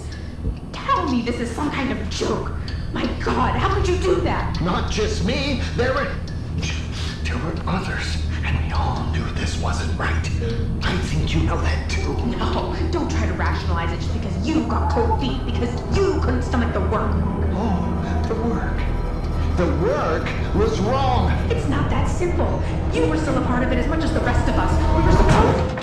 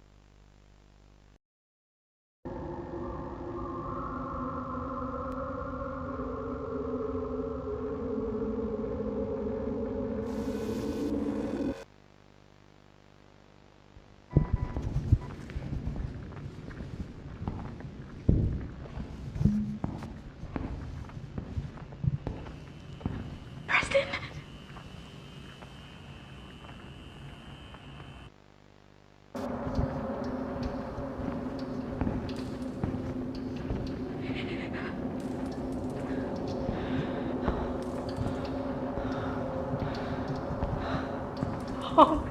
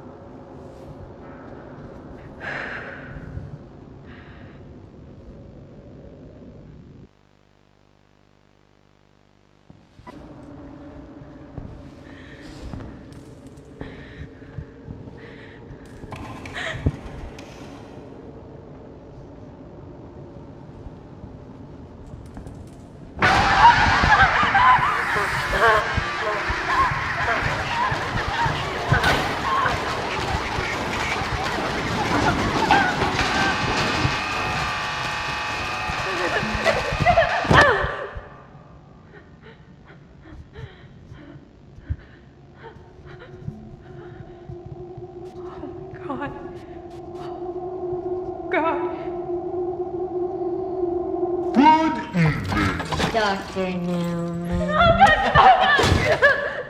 Now, Doctor. We must. Please, I'm so Isn't sorry. that right? I'm sorry. I'm so sorry. Please. That's funny. You're the second person I've met today. said that. The other was my Good friend, Preston. Preston was always nice to me. You were never very nice. Were you? Dr. Newman. No!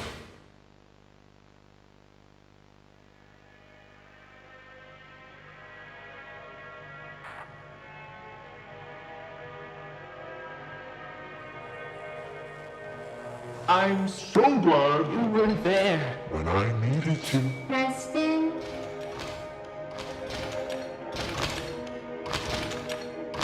Now I can be there for you. Always.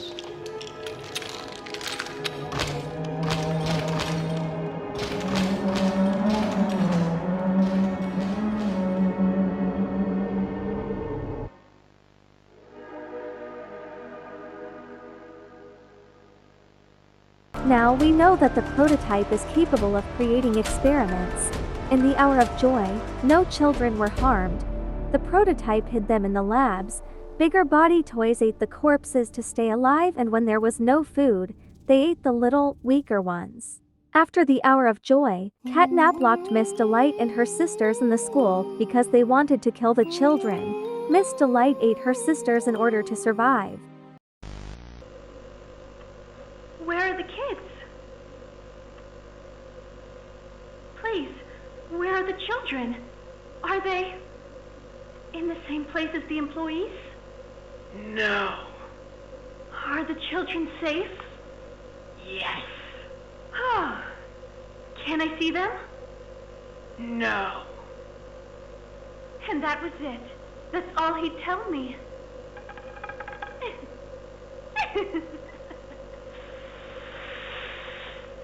Probably because he knew I'd kill them all.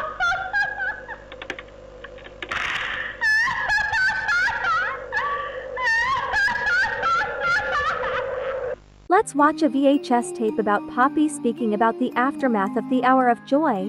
Poppy knew the Hour of Joy was going to happen, but she did not know the prototype's plan was evil. It was awful. So awful. I didn't want...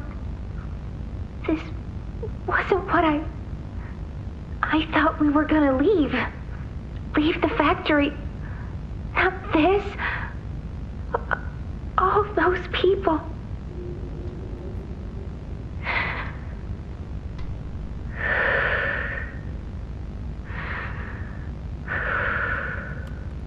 Prototype says we can't leave. Not now, not ever. I hate him. I hate him, and I hate this place, and I hate that he's... right. He explained everything, and he's right. We can't leave. It's too risky. What they did to us, we can't ever let it happen to us or anyone ever again. Doesn't make me feel better about the bodies, though. What he was saying about them. I know there's not really another option. The toys will starve otherwise. They'll die. But it's still disgusting. I wish you were here, Dad. I could really use one of your talks right about now. You'd know what to say. When you were running this place, you always knew what to say. I miss you. After the Hour of Joy, Poppy, Dewey, and several other little toys teamed up to keep themselves safe from the prototype in Safe Haven. Safe Haven was an area by the prison to serve as a defensible central location for Playtime Co-E security. Suddenly, Poppy disappeared and she never came back. Later on, we learned she was captured and put in a cage by the prototype. After her disappearance, Dewey decided to exit the factory, but then acknowledged that the toys need him.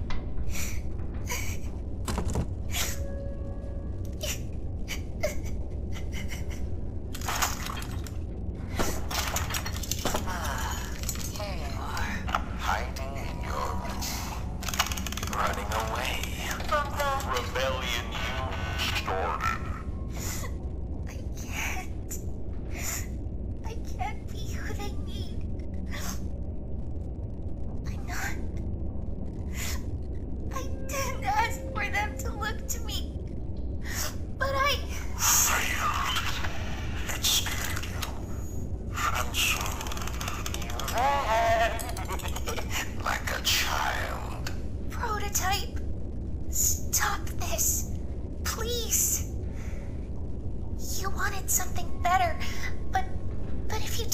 the orphans go, you won't get it. Don't you see that? Even if you kill me, you'll be fighting the others for years. Please, just let them go, and no one else needs to die for either of us. Please. Everything dies, Poppy. Everything except us.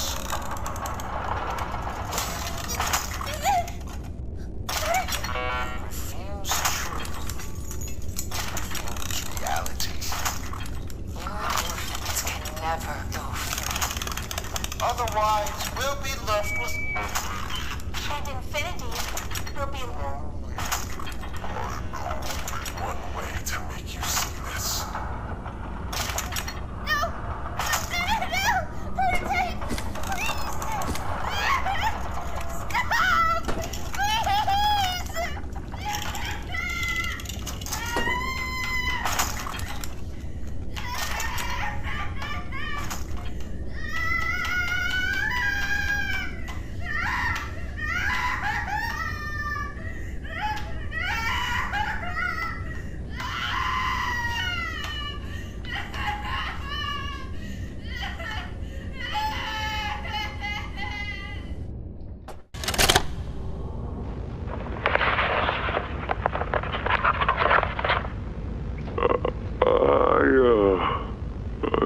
I'm not sure if this thingy is on, but I need to talk, and I can't talk about this with anyone else. For the past few months, the fighting's been bad. Real bad. I've seen a lot of stuff I probably shouldn't. It's been hard to keep my head straight. The others, they look to me to know what to do, to know where to go. For a long while, we had Poppy to tell us, go here, go there, do this. And it all made sense, too. Poppy was nice. I can't find Poppy anywhere. I don't know what happened or where she went, but it's scary here without her. Maybe she ran, just like I have. I'm here, outside the prison, in front of... I'd almost forgotten it was all here. And seeing this again, it's given me reason to think. I could make for the exit. It's all I'd wanted for the longest time. But there are others inside. Others that aren't like me. They're hungry and scared like I am, but they're not me. They can't go where I can. But they mean a lot to me. A lot more than I thought they did. And having seen what I have, knowing how they see me, how much they need me.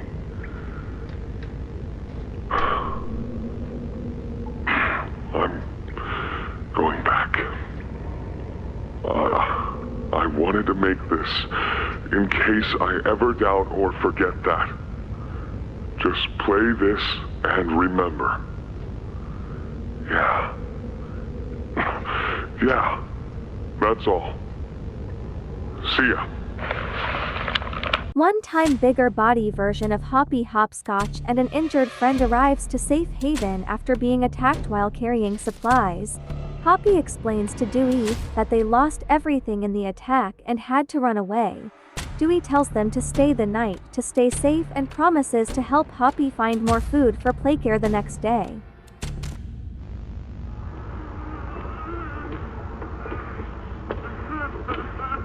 I need some help here! Hey, watch the door! Watch the door! Right here, on the mattress. There you go, bud.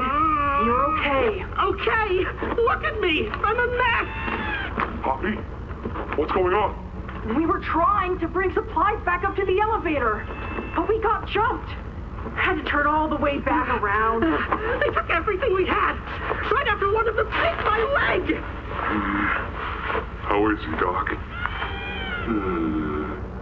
Not too bad. He'll live. See? He'd bite clean. Could get infected otherwise. So, what do we do now? For starters, you two stay here tonight. Let things settle down outside. I'll find more food for you to bring up to play care. When you're ready. Thanks, Joey. Sorry we lost the supplies. It won't happen again. The important thing is you're both okay. Aside from that bite, that is. Hey, Doc, let me grab some wound cream for our pal here. There was a girl named Riley. When she was 12 years old, her parents died in a fire accident. After that, she was sent to the playcare. There she tried to get along with other children and kept a journal. She hoped to be chosen what she presumed was adoption.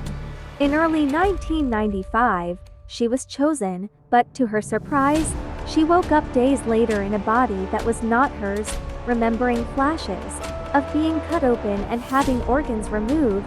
She was locked up in a prison cell, in which she spent several months alone. During the hour of joy, Riley remained in her room, listening to what was going on. She went outside when the noises died down, only to discover a toy graveyard, which caused her to panic and return to her cell. Sometime later, she tried to get help from the crane's operator, but he was dead. Riley soon realized she was in a prison alongside many other people who had also been turned into toys. Refusing to eat the corpses of the dead employees, she resigned herself to starvation. As her last act, she took a key from the body of the conductor. She swallowed it in order to prevent the train from taking anyone else to the prison. Eventually, she died. The prototype coerces Giblet into killing employees, but he refuses. This is ridiculous. Tying them up, leaving them in there. Just kill them and be done with it. It wasn't supposed to be like this. Don't be a coward. You know what they did to us. Okay, what did these people do? Huh? They work in a warehouse that never even been down to play care. You don't know any more than I do. Let's just leave before...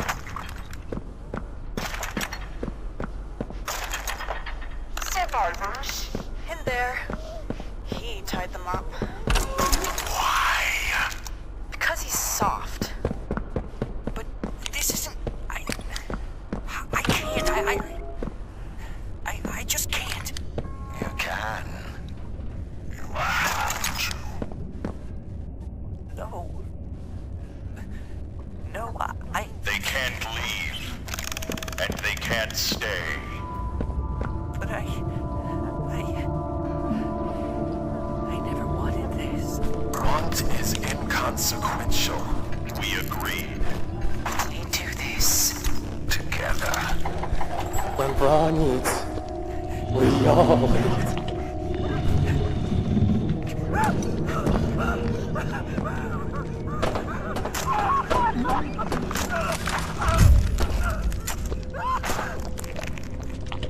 Gracie Green survived the hour of joy, but she got caught by toys. They took her to the prototype. She was going crazy, so he turned her into Lily Love braids and isolated her from the other toys.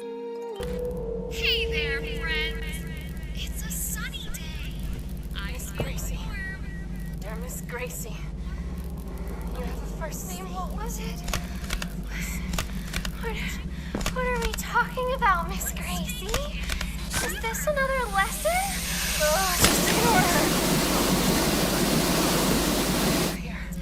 Just you. Aren't I real, Miss Gracie? Miss Gracie says I'm real. I am Miss Gracie. Snap out of it.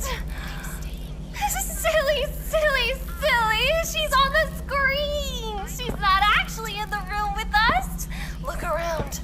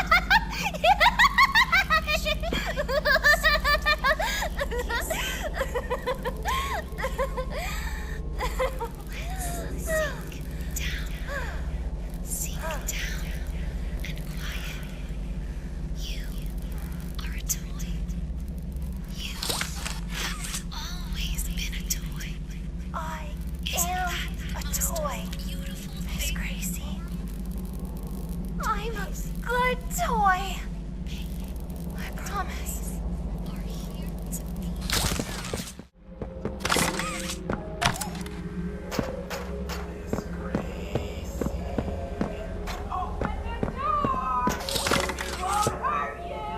All of them, I think. I don't know how many. They took apart Robertson.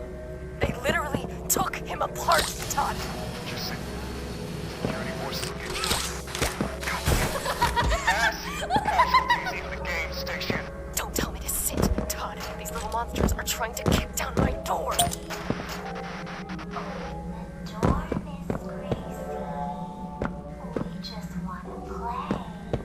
Yeah! The friends are all here! Let's spread some joy all over that room! You hear them? Joy the world needs. Another breach on 4. 40 meters. Closing. Todd? They're in the damn room. How are there so many of them?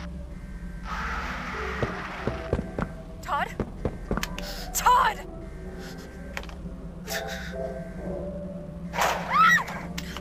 Get back! Get back! Mama, I was just trying to make you all happy. I wasn't. Please, don't hurt me! We're not gonna hurt you, Miss Gracie. We have something very special planned for you.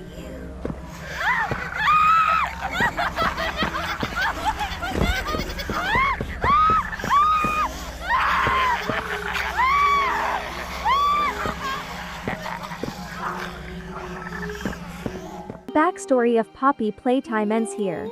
Now, let's move on to Poppy Playtime chapters 1 to 5. 10 years has passed since the hour of joy.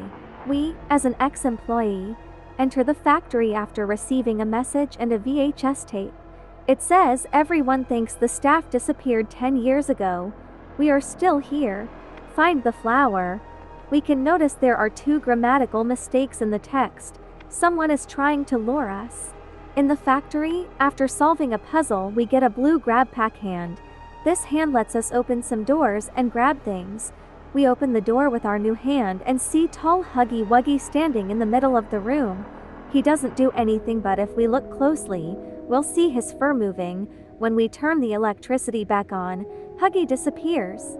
Then we see Huggy's arm and go that way. He stalks us for some period. After a puzzle, we finally get our red grab back hand. Now we have 2 hands. After a puzzle, we open a door and get chased by Huggy Wuggy. We hide in the vents, but he still finds us. At the end, with the help of a box, we push him to the lower floors.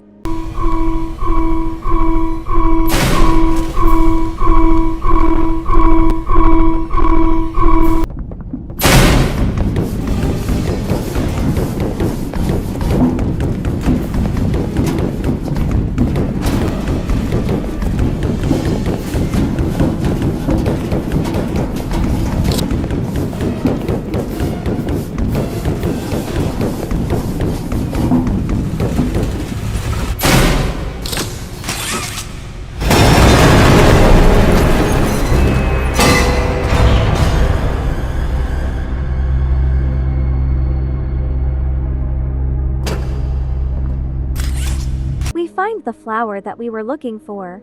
We get inside, go down the stairs and find the room where Poppy is locked. The chapter ends after opening her case.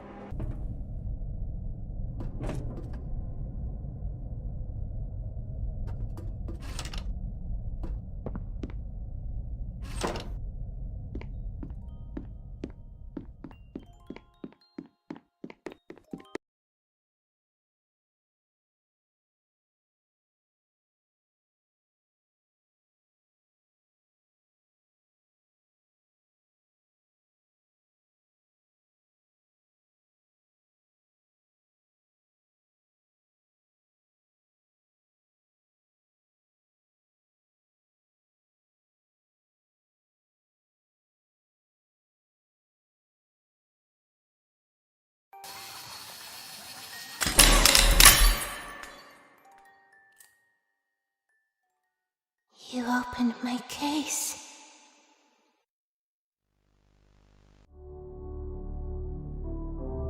We realize Poppy has gone.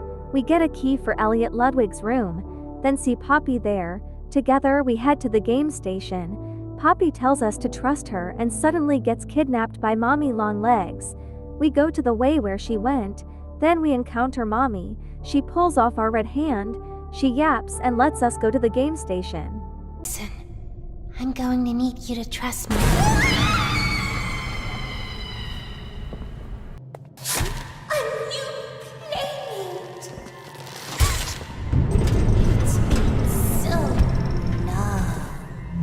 Isn't this exciting, Poppy?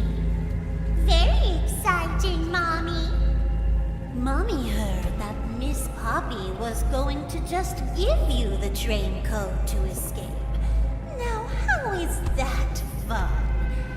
Instead, why don't we make a game out of it? The game station is still working. It will be just like old times. And if you win all 3 games, I'll give you the train code. Mommy loves that idea, Poppy. Oh, you're going to have so much fun. Head to musical memory, and Mommy will get things started. Obey the rules, or I'll tear you apart and eat your insides while you're still alive.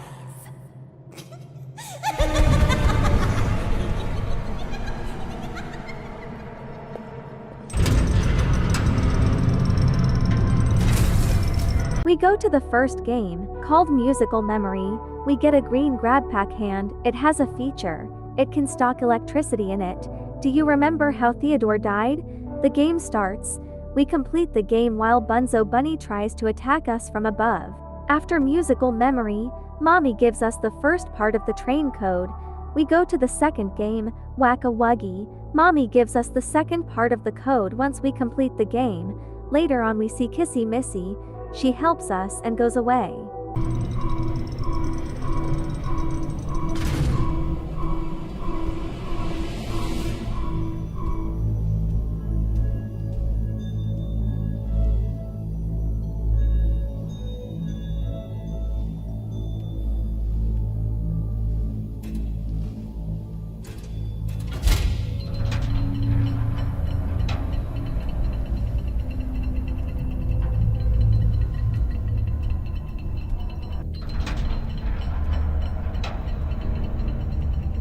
Now we go to the statues game. We complete the game while being chased by PJ Pug-a-Pillar. This time Mommy does not give us a part of the train code. She is outraged. Eventually she finds us and demands us to play hide and seek with her. I asked you to play fair, and you cheated! I hate cheaters! Now, we're going to play one last game! It's called Hide and Seek! 10, 9, 7, 6, 5. After long chases, we finally kill Mommy. She gets stuck in a grinder and dies. Her last sentence is, "You made me part of him. You can't do this to me." The prototype comes and grabs her remaining parts in order to add it to himself.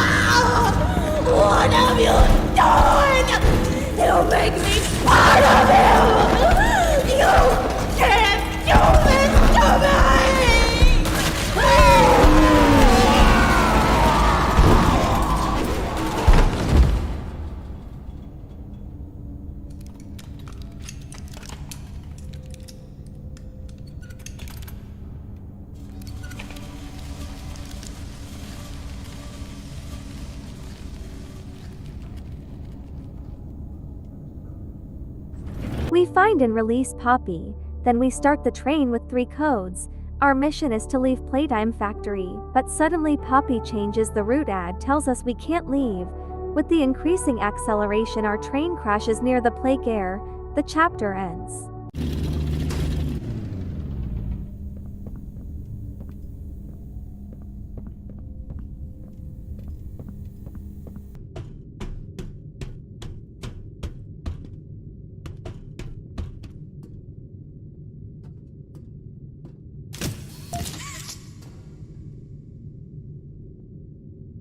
Did you kill her? Good. I'll board the train. We need to leave.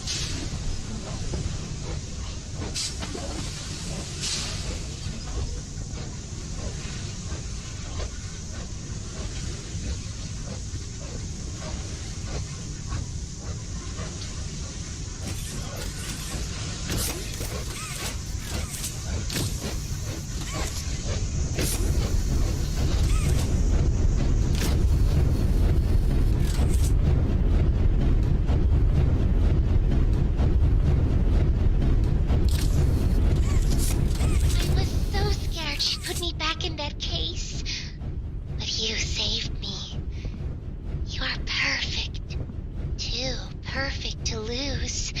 I'm sorry. I can't let you leave. I've never met anyone like you. Do you know how long I've been stuck in that case? Well, too long. I had so much time to think and reflect. Time to figure out exactly what I would do when free. We'll set things right. Terrible things have happened, but I know that whatever I need you to do, you're capable. We will. What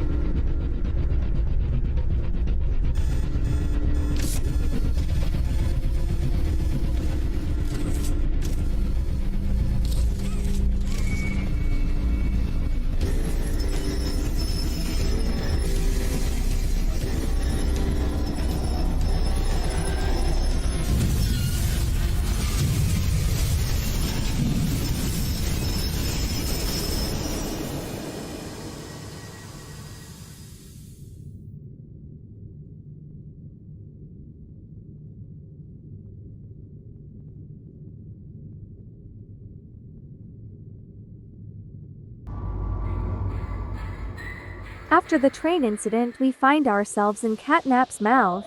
He is dragging us and throws us in a waste compaction facility. We escape and hear a ringing phone and answer it. An unknown kid talks to us.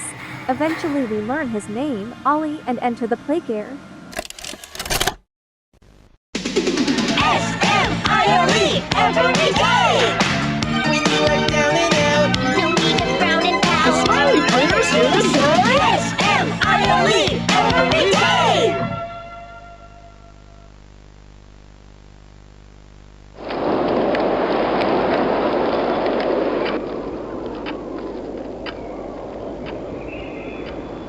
The wind's really scary.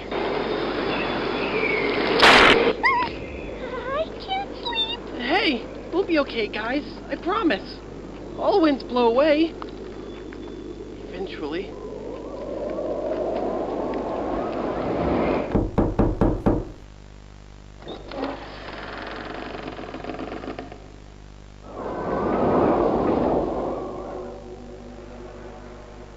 Catnap! Please, help us go to sleep, Catnap! We need it, Catnap! Please help us! Sleep! Sleep! Sleep!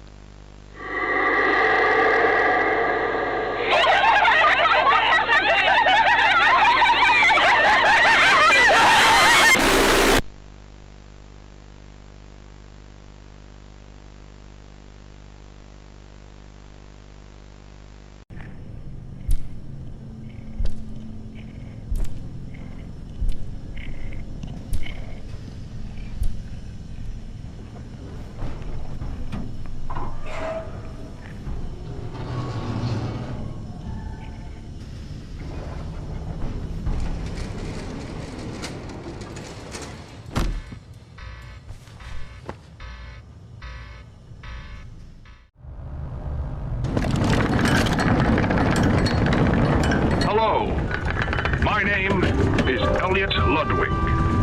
When you look around at the world today, what one thing do you think it needs more of? I asked around once. Money, I never have enough. Understanding, I can never get any. Faith, the common man has lost it. Each answer was different, and I could perhaps see some little truth in each. But I think each was also missing something. Something simple.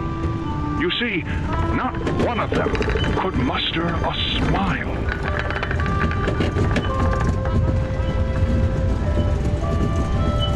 A smile is hope. A smile is love. A smile is understanding. And there is nothing more gratifying to my soul than being the reason for a child's smile. To be the spark that ignites all their hopes and dreams. For it is only through hopes and dreams that we may create a better world. One where our children need not be afraid. One where they are protected.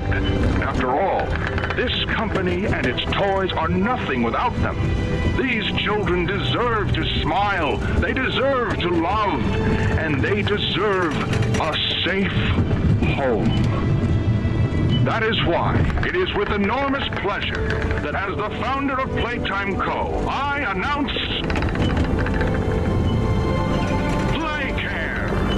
our very own on-site orphanage. But it's not only that. It's a school, a playhouse, a place to belong. Our very own ecosystem beneath the surface, dedicated in every inch and detail to ensuring a child's smile. Its teachers and counselors, mothers and fathers, until such a time they have all of that in you. May Playcare bring joy, inspiration, and smiles to all who enter these doors. For what gives life its meaning if not a smile?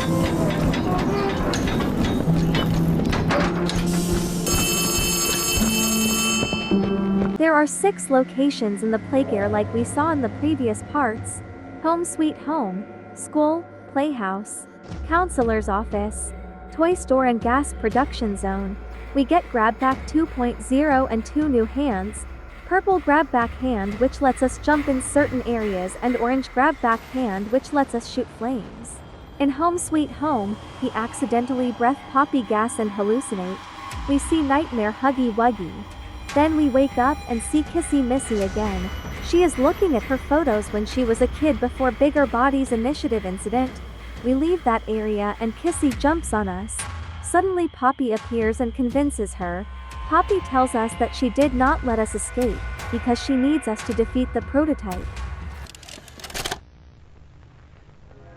Greetings, employees, and welcome to your first day here in Playtime. We're certain that in the days to come, you'll find your new family here every bit as loving and supportive as your own. Feel free to wander the halls, sit in the mess for lunch, or watch our children play and learn to their little hearts' content. Join the innovationists where the bounds of science are continuously pushed, or join the counselors of Playcare whose diligence and care for our children will help shape a brighter future. Just you see. Now, every one of you has your part in that future, so should you come back tomorrow feeling unhappy for where you are or what you've done, worry not, for your supervisor is here and happy to listen. And should you come back years later, your conscience finally getting the better of you, may you descend into the dark and the dust, finding all that awaits you are incomprehensible horrors, each hungry for your return, each eager that they might find you. Perhaps they'd smile at you from a shadow, their smiling mouths full of teeth and meat and plastic, watching and waiting patiently for their turn at a warm welcome. Or perhaps they won't allow you such time to figure your place in the world you'd left, a world that's theirs now. Welcome home.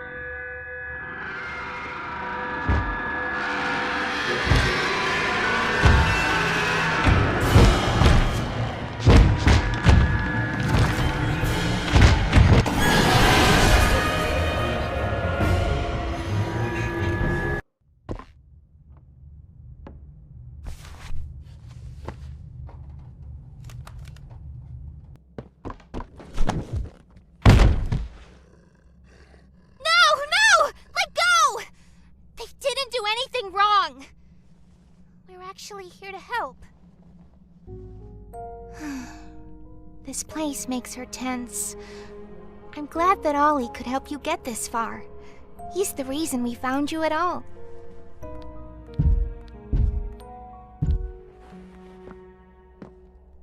Looks like the train crash hurt us both. You've been through so much. You deserve an explanation. Come on. Hey, you'll be okay. We'll be okay.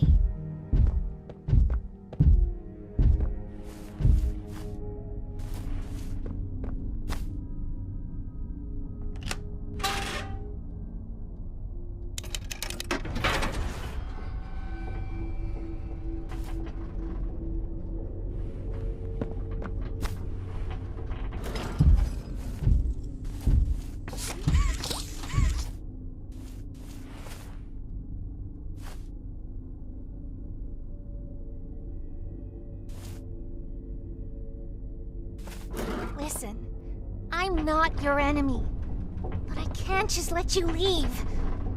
What's happening down here is bigger than all of us, and I need you, so we can get revenge on those monsters who've tortured you, who've tortured us.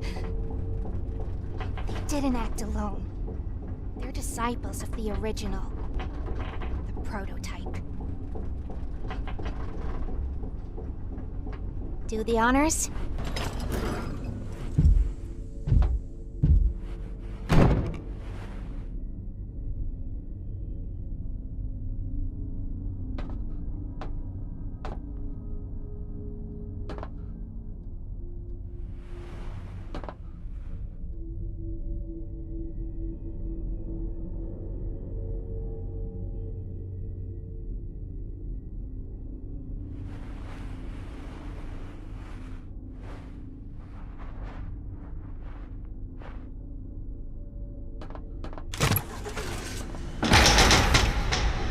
Prototype knows we're coming by now. You try to escape, he'll kill you before you ever reach that front door. He's the reason I was trapped in that god-awful case for so long. You have no idea the things he's done. Let me help you kill him.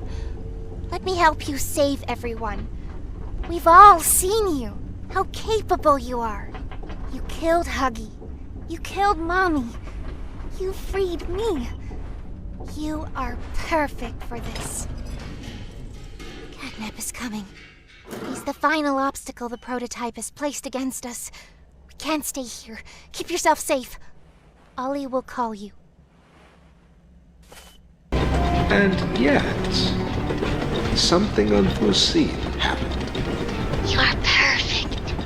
Too perfect to lose. I'm sorry. I can't let you leave. It has long been the custom of those who call this factory home to use others for personal gain, to stab them in the back. I'm certain it came to Poppy naturally. Then we go to school. We see Miss Delight there with a weapon named Barb in her hand. Eventually, we kill her.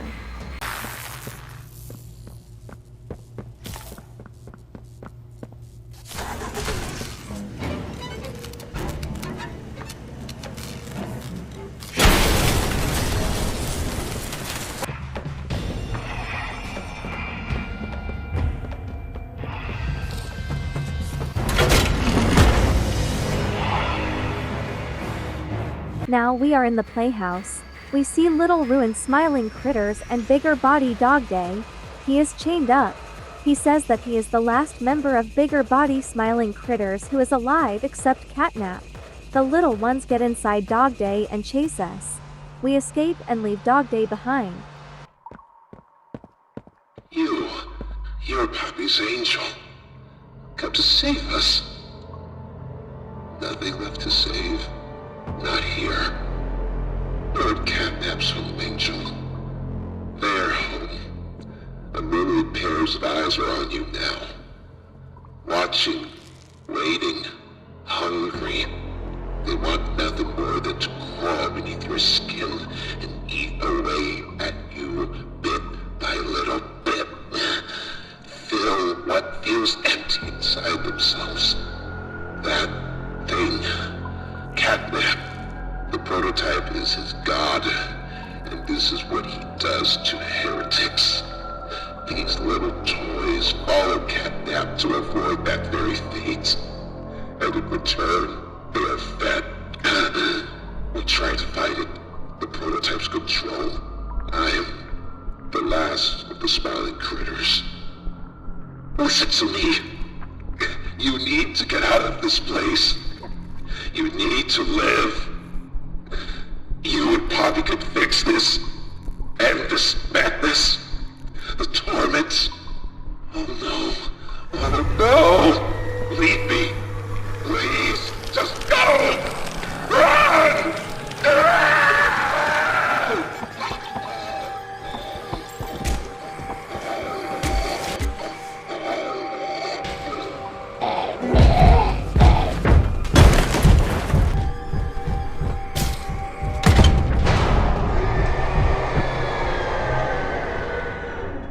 Now we go to Counselor's office.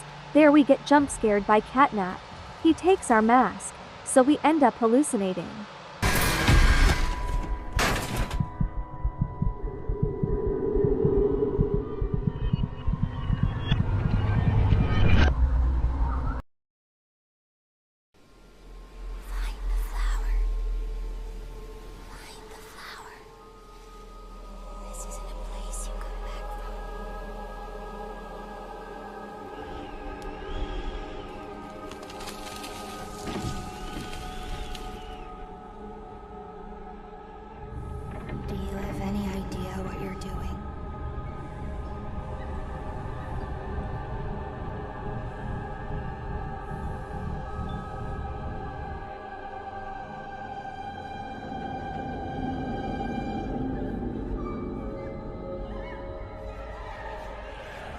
Do you know what's happened here?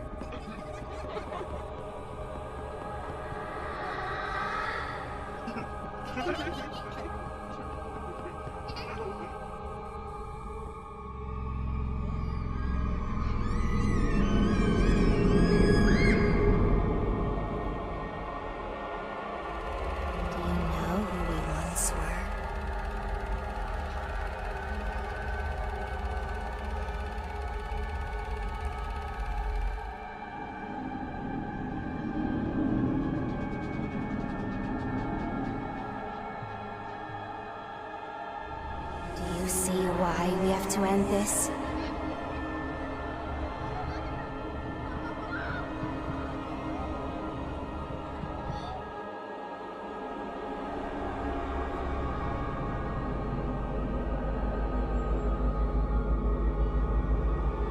Do you even know what's real?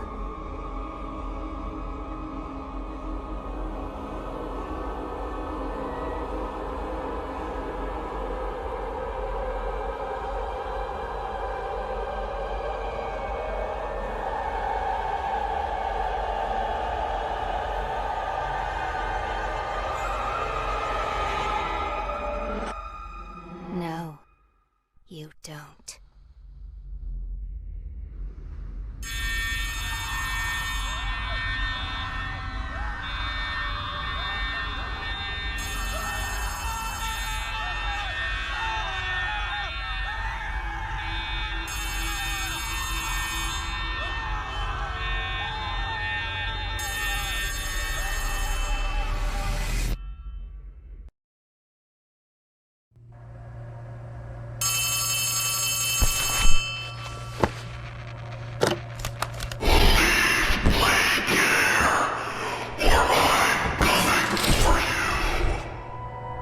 We don't leave Playcare and continue. We finally get the big battery and enter the gas production zone. Upon using the battery, Catnap appears. We get in the elevator and have a boss fight with Catnap. We stock electricity in our green hand and shoot it at him. Catnap burns alive. Then the prototype appears, kills him and drags his corpse.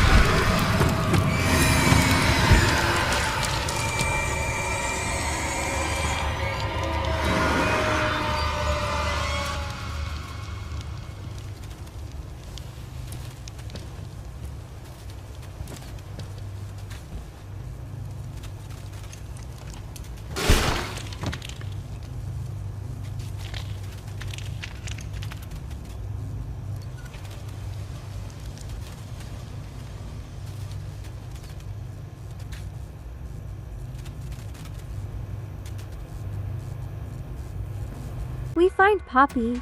She shows us the VHS tape of the Hour of Joy. We now finally know what happened to our co-workers. Then Kissy appears. We and Poppy decide to go to the prison area with an elevator while Kissy pulls the lever. Suddenly, we hear Kissy's screams and Chapter 3 ends. Good, you're here. And you've done it again. The impossible. Just like I knew you would. Catnap's gone. The red smoke is diverted.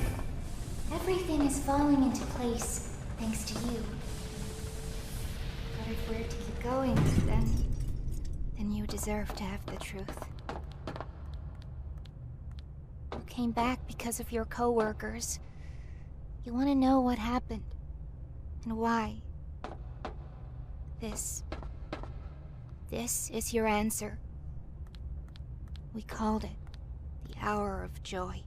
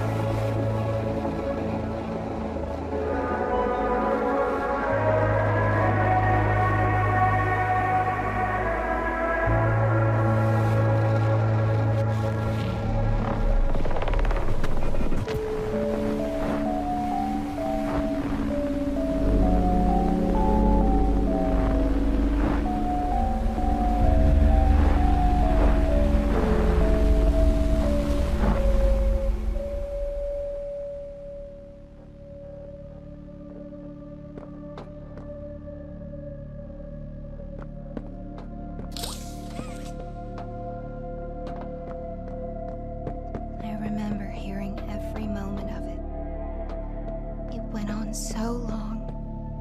So agonizingly long. They tried to hide, to run, anything to stay alive. I remember their cries. What's going on? Why is this happening? What are those things? Senseless slaughter, that's all it really was. They killed everyone. The guilty, the innocent, didn't matter. All of that death didn't fix anything. And then, once it was all over, they dragged those corpses down below where they'd never be found. And they ate the bodies to stay alive. Prototype has to die for this, for everything.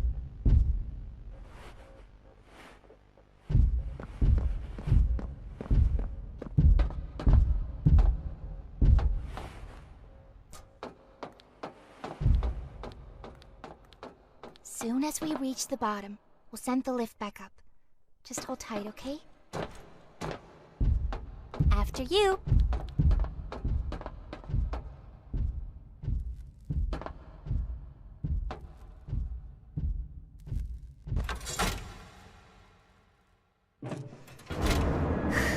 All right. Once we hit the ground, we need to be cautious. There's something...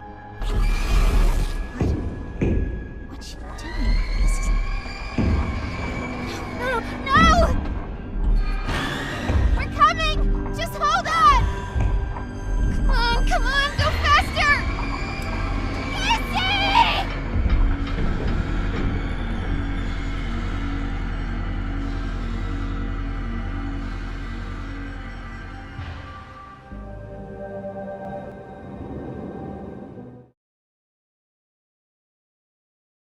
Poppy tells us to carry on and don't wait for her. She goes back up to help Kissy. No! Hold on, Kissy! I'm coming! Listen, go on ahead. Don't wait for me. I won't leave Kissy behind, and I won't sacrifice our plan. Not because of me. Just be careful. Down here, it's not like anything you've seen above. It's not trying to hide what it is. It's hell. And Playtime wanted it to be. But we have allies down here. Get to them.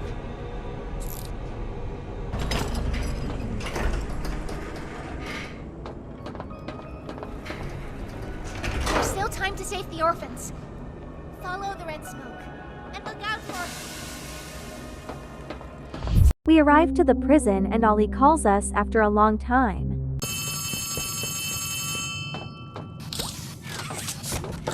Hey, it's me again, Ollie. I wanted to talk to you. Before you go inside, I mean. Everything you've seen out here, the piles, the dead, they all came from inside. Believe me, everything Poppy said about this place is true. It's hell. But she also hasn't seen it like I have. It's worse now. Worse than ever. Just try to stay safe. Please. Don't let your guard down for even a second. I'll try to help you when I can. After getting the key from Riley's corpse, we get inside the train. The TV suddenly turns on and the Dr. Harley Sawyer reveals himself. He has been watching us since chapter 1. Now what's this? Do I feel something squirming its way beneath my skin? An invasive foreign little germ. After all this time? Ah, but I see. You. Well, little germ, let's make a game of you. You've blundered along the shadows above, and only managed to squirm all the way down here, but by the barest skin of your teeth. There are no shadows here that will be of use to you. Not even the ground beneath your feet is yours. There are no places you can hide. Not from me.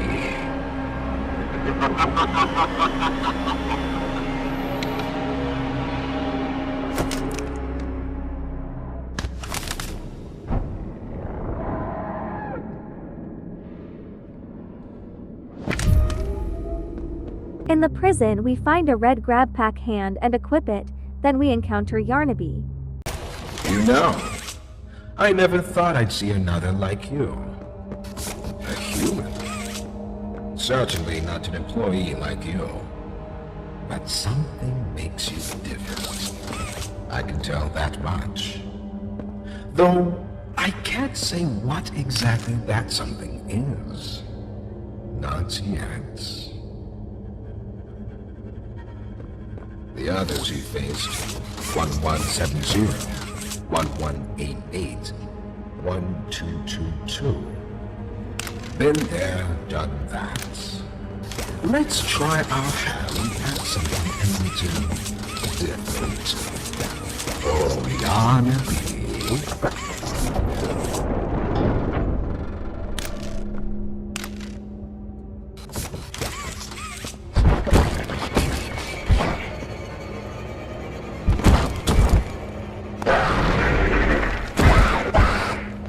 Please, do keep making this enjoyable for me. I'll be taking notes.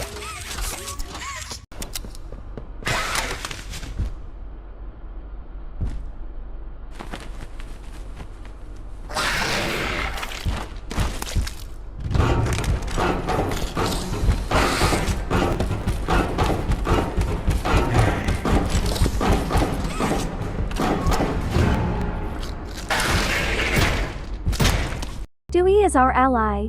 He saves us from Pianosaurus.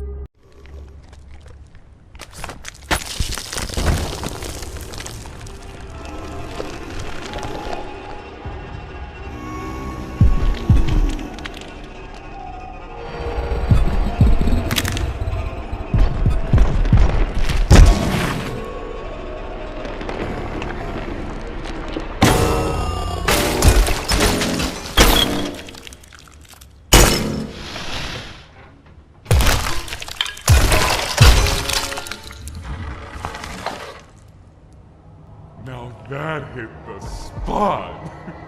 I haven't eaten in weeks. Hiya there, pal. Don't worry, I won't eat you. I'm Doughy. I was told to expect you. This way! Follow me! While going, we get caught by Kissy. She is alive, but not in a good condition. We, Kissy and Poppy together go to Safe Haven.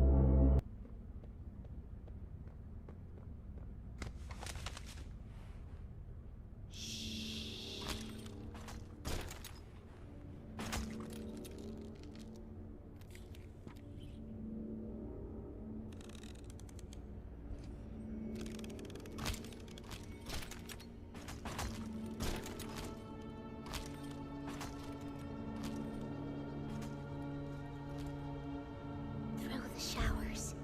We should be able to make it into the safe haven from there.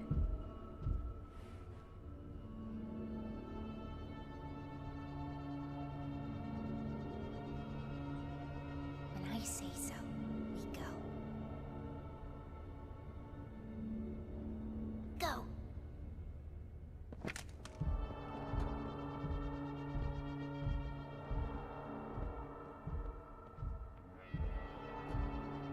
Who are you?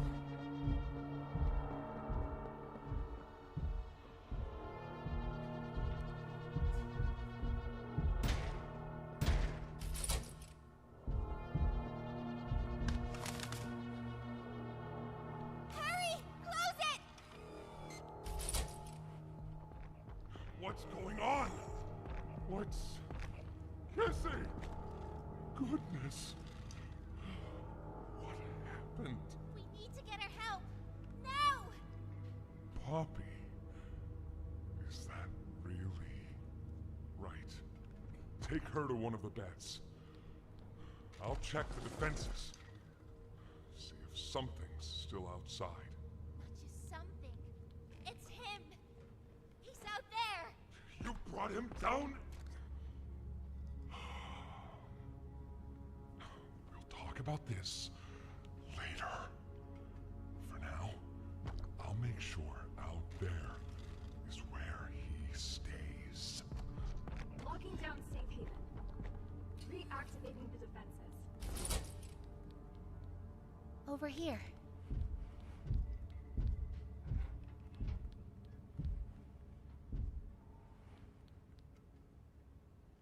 Get some rest, okay?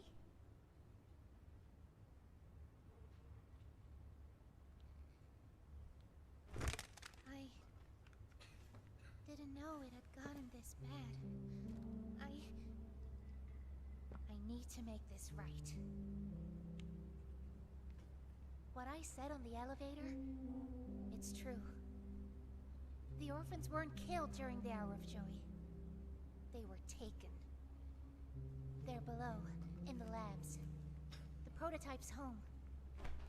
They are alive, but sleeping. They're with him. And he knows we're here. So, if we're going to free them and stop the prototype, we need to plan for both at the same time. The red smoke you redirected from Playcare? It's an accelerant.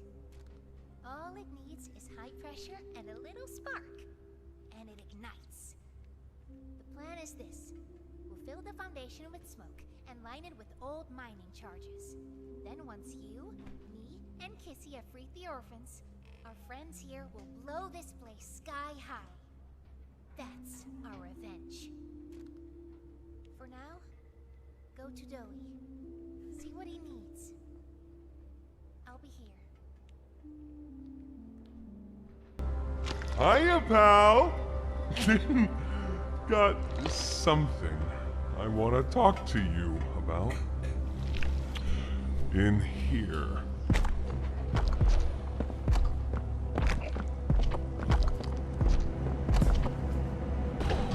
I heard what you did above.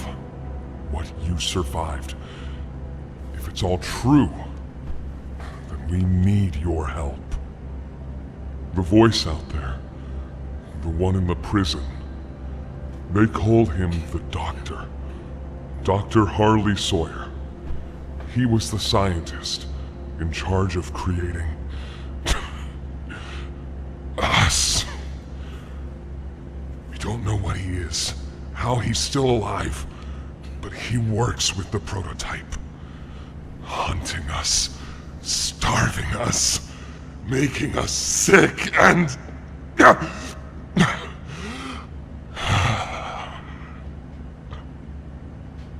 He controls it all with an Omni-Hand, we think. The executives used them. It's a battery, a key, the master control to anything in the entire factory. And with it, he commands everything down here. Everything but this. Runs completely on its own grid, away from the prison. For a time, it kept us safe. But now... I need you to stop the Doctor. To take his Omni-Hand. We'll need it for the generator. And if you want red smoke in the Foundation, you'll need it too. The toys out there in Safe Haven, they're my family.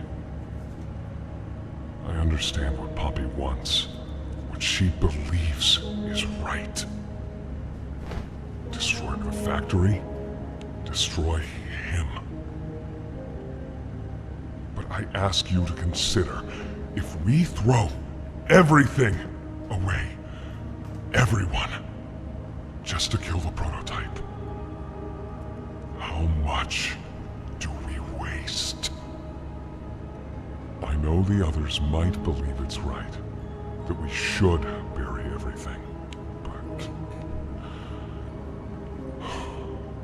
let's just think about it.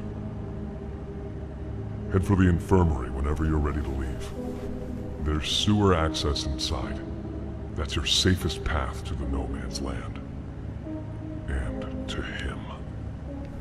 But if you need to catch your breath, our safe haven is also yours. After some chases, we kill Yarnaby.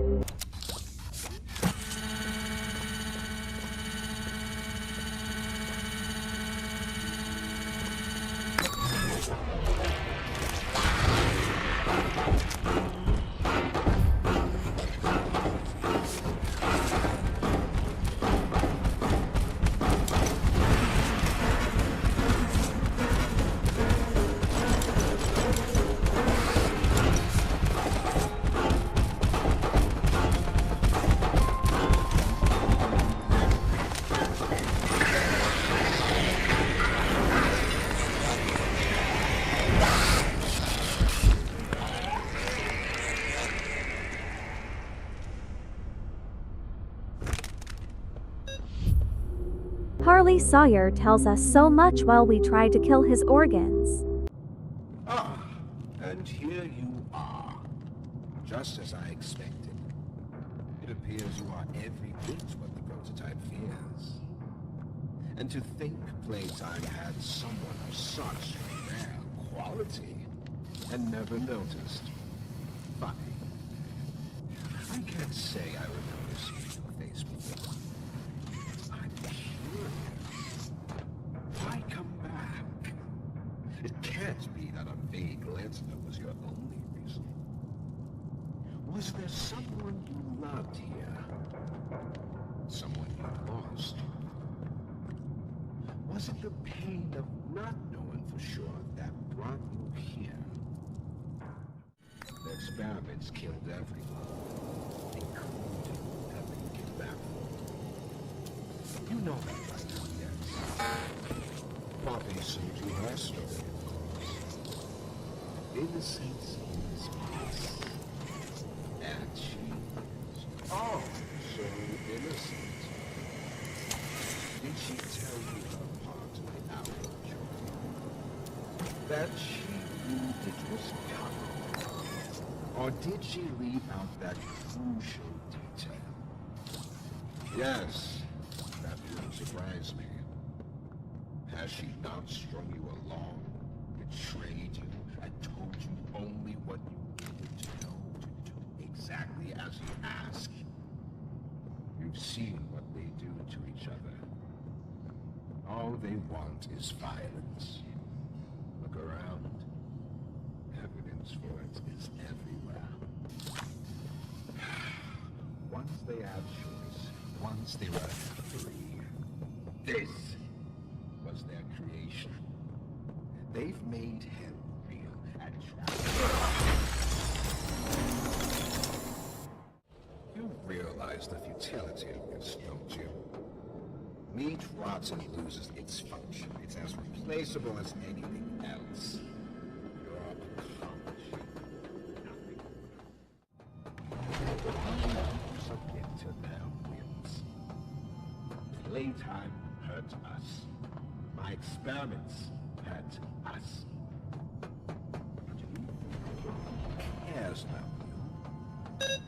She'd sacrifice you in an instant if she believed it meant getting what she wants. The only difference between her and I, the only difference, is that what I fight for actually gains humanity something. Otherwise, what was any of this worth? Would you simply make all that sacrifice meaningless? We eventually find Harley's brain and kill him. Have it your way. Come on in. The doctor will see you now. Do you hear it? I do. Off somewhere. Somewhere. Far. Beyond this place. Beyond any place. The bell. Does it toll, a wounded little pup lifts his head beneath the shadow of the master's raised foot. For whom does that bell now toll? Not even the ground beneath your feet.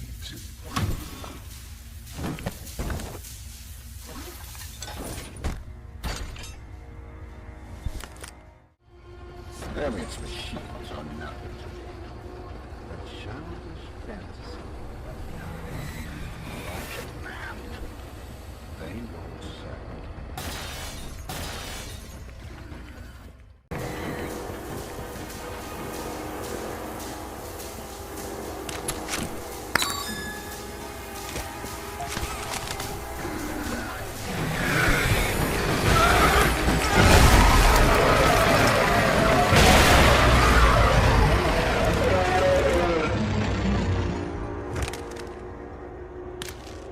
We get the Omni hand and return to Safe Haven. Good. You're here. Let's get started. Losing the doctor? It'll have gotten the prototype's attention. He'll be scared. He knows he's losing now, and the orphans are all he has. Now's the time to get to the Foundation. Make everything ready. Look, we need to talk about this. We shouldn't... Just give it a second. Ollie? You there? What's... He's outside! Ollie? He's outside! Who's... Oh no. You need to distract him, Joey. Please. Keep him away from here. Without the generator! I know, but he can't get in here. Not now. Just buy us some time. You'll have to fix the generator. Work quickly. You won't have a lot of time. But I... Trust us, Joey. Trust me. Just get the generator working. Please. I'll try to gather the others. Keep them safe. We get and place the bombs, but the prototype ruins our plan. He collects them and blasts Safe Haven, causing the death of inhabitants. Kevin blames us for what happened, whereas Jack and Matthew stay positive about us. Kevin gets the control of Dewey and turns against us. He turns into a monster and we have a boss fight. The prototype. I lost track of him in the tunnels. Have you seen him? Was he at the Foundation? Or was he... What? What's going on? I let him away, didn't I? The generator's fine. It's... Oh, no.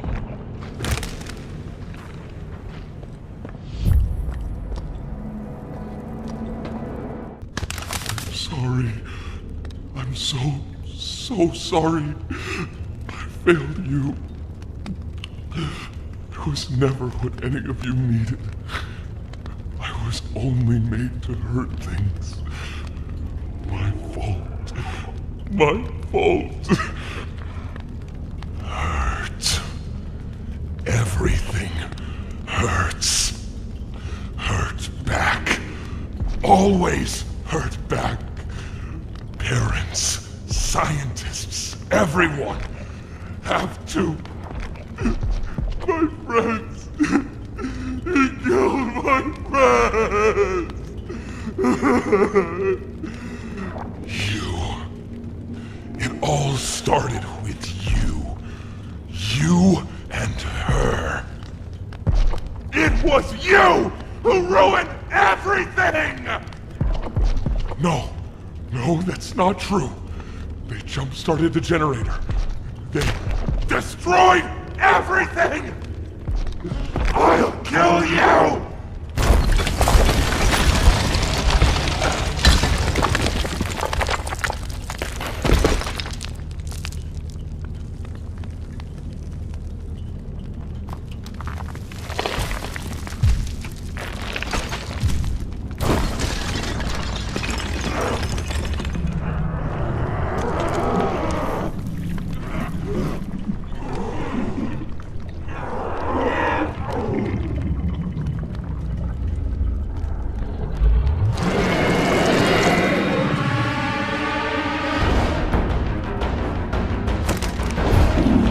Eventually, we kill Dewey.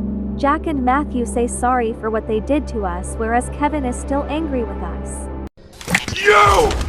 You and Poppy! It's all your fault! Want to kill you! Kill everyone who hurts me!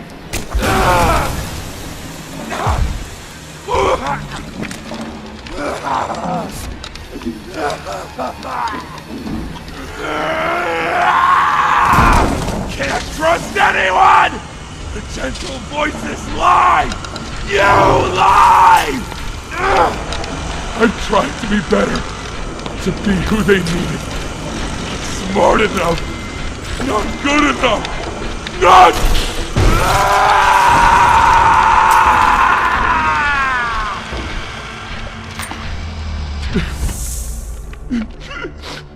I'm sorry. I'm sorry. We find Poppy and Kissy. Poppy tries to call Ollie. Ollie turns out to be the prototype. He has used his human identity and voice to use us. Even Poppy did not know the prototype was Oliver. At the end, Poppy runs away. The bombs beneath us explode and we fall. Kissy tries to save us, but we rip her arm off.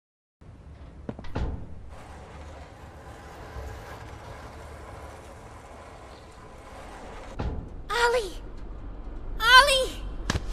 Can you hear me? Ollie!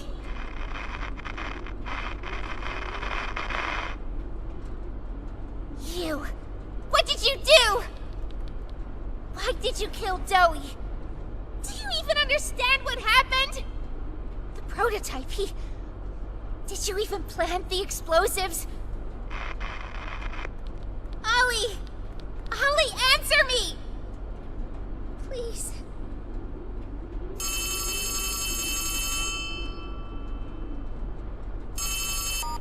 Ollie! Something's gone horribly wrong. The safe haven... Shelf ventilation block B6. Is this where you are, Poppy? What? Stay where you are. And listen closely. You're not going to run. You You're not going to fight. The charade is over. Who is this? An obvious question with an obvious answer. You. What did you do with Ollie? I'm right here, Poppy. For you, I'll always be here. The doctor, Catnap, Mommy and Huggy, they're all dead. You have nothing now. No one. And soon, you'll have less than that. Stop that. You don't need to pretend anymore. Poppy. You don't need to play at being stronger than you are. You can come home. How much do you know? Everything. This isn't right. All those years. Was there ever an Ollie? Yes, there was. But that was a very long time ago. Let me tell you what comes next. I'm going to come up there. And I'm going to find you. Your collaborators. The few you have left, they will be dealt with. What are you going to do with me? I've got something special in mind. I prepared it just for you. And this one, you will never want to leave. No. This entire time, you've lied to me! Only because you've kept missing the point. I've taken the liberty of retrieving those explosives from the Foundation. Thanks for collecting those, by the way. I've put them to good use. I admit, though, I'm disappointed. After all that time in your case, I'd hoped you'd see things differently. Don't you understand? It's always been about you and me, Poppy. What we are. That's not a truth that can be burnt away. No, not when it can mean so much more. Prototype. Please. It's time to come home. Poppy. It's time to come home.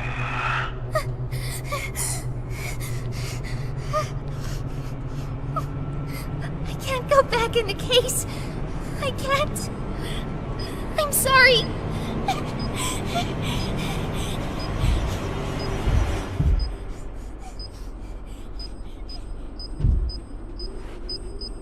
Some friend, huh? Don't worry, I'll find her.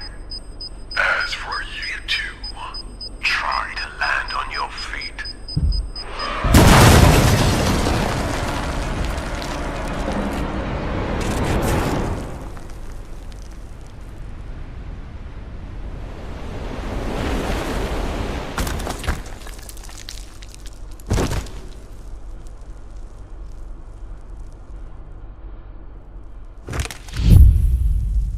We get up and come across with the door of the labs where the bigger body experiments were made. Before entering, we watch a VHS and then Huggy Wuggy comes back, revealing he did not die in Chapter 1. Chapter 4 ends here.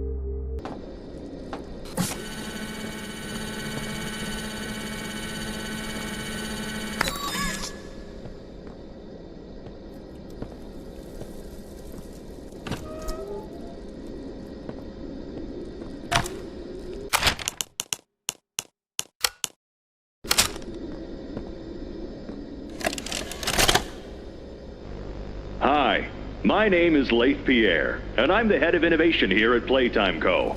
If you're seeing this, you must be very, very lost.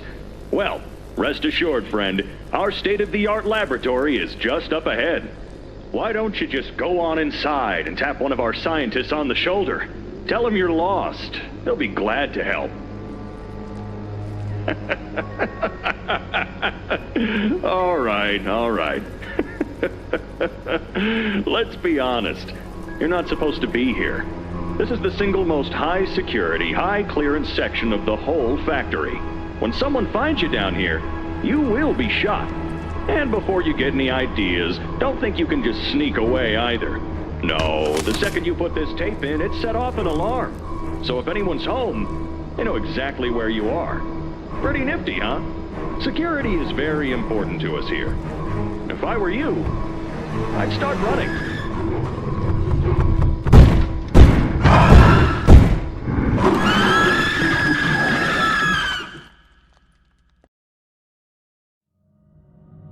The game starts with a chase. Huggy breaks the door and gets in.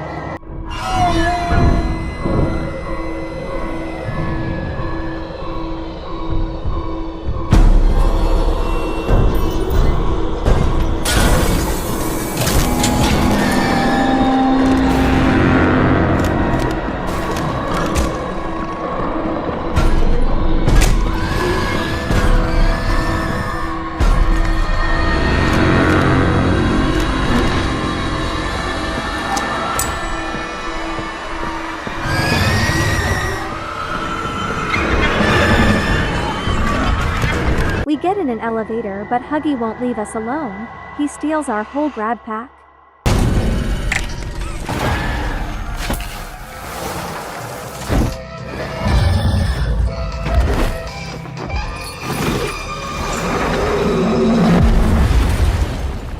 We get a blacklight gadget called Globy, then we get attacked by a little wrong side out email, and Giblet saves us.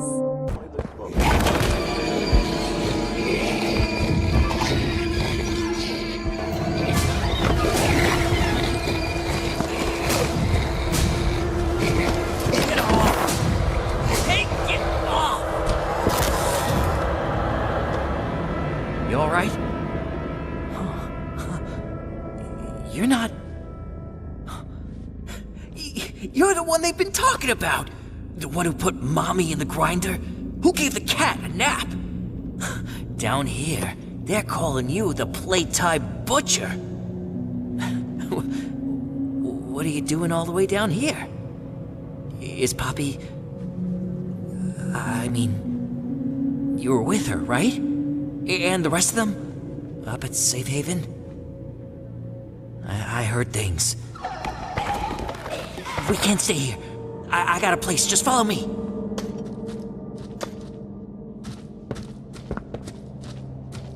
My name's Giblet. I knew Poppy back before... well, before everything. Was she really gonna blow this place up? Her heart's always been in the right place, but that girl's been behind glass too long. Suddenly, the prototype comes. No! You wouldn't come down here. Just find a place to hide.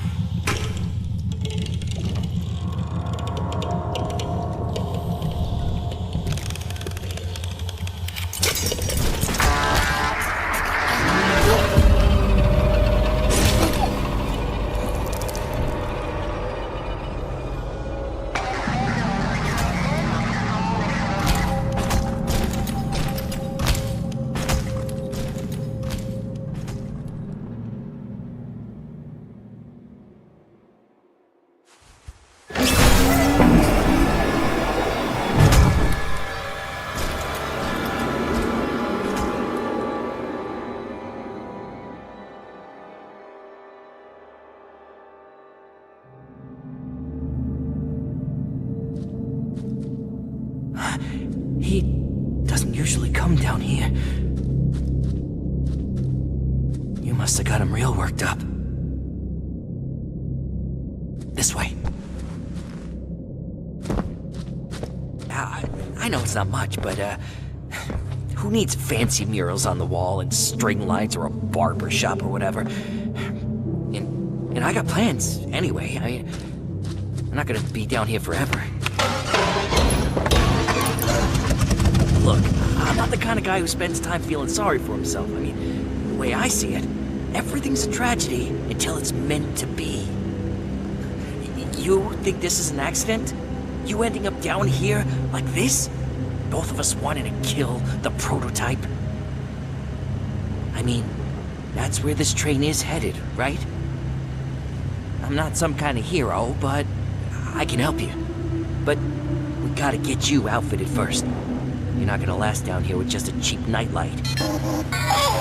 Yeah, chirp all you want. I'm the one who scared off all those animals.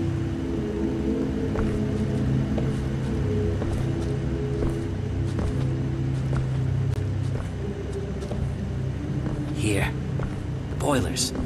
Lots of gear got tossed down there after it all went down. Pretty sure I saw an old grabber. I'll point you there. Just let me know when you caught your breath. We find an old Grab Pack 1.0 in Toy Braun's mouth. After that, we get a pressure hand, which lets us build up pressure. After some puzzles, we encounter Chum Chompkins, who is a friend of Giblet. Hey, that grabber looks good on you. This is Chum Chompkins, my guy on the inside. We, sort of look out for each other. Chum, this is who everyone's been talking about. Poppy's Angel, the Playtime Butcher. Come on, I was just filling in Chum on our plan.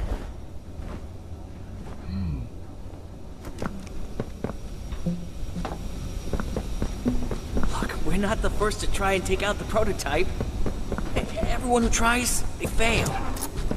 I mean, you've seen the guy, he's so juiced up on that pink stuff you can cut him in half and he just put himself back together. But everyone has a weakness. And Playtime, they did all kinds of studies, poking him with needles and making spreadsheets. And all that science, it's here. Come on! How many years we've been talking about taking this guy out? This is our chance. See? What'd I say? Everything happens for a reason. We get magnets to our Grab Pack, which lets us pull ourselves to specific areas. After some puzzles, the prototype comes and we hide in Chum's stomach. You get lost? Oh. Hey, you found something. This is it. This is... Chum, what is this? Negation formula. Sounds spicy. And looks like the prototype doesn't want anyone to find it. They got it stored on a backup in IT. We can get there from the tram in reanimation. You can get us in there, right? No. What are you talking about, No? This is our chance. Well, we gotta try. Or are you just happy you're being the prototype's errand boy now?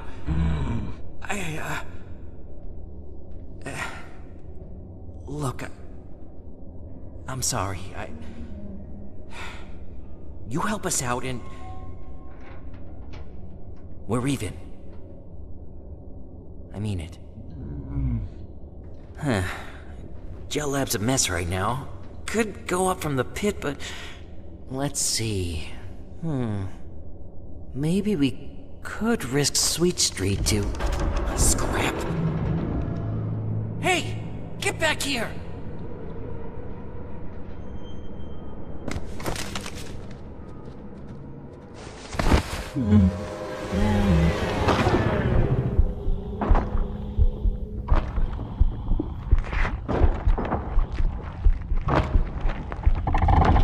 I thought I'd find you Hiding in here. By hunters. Shall pursue.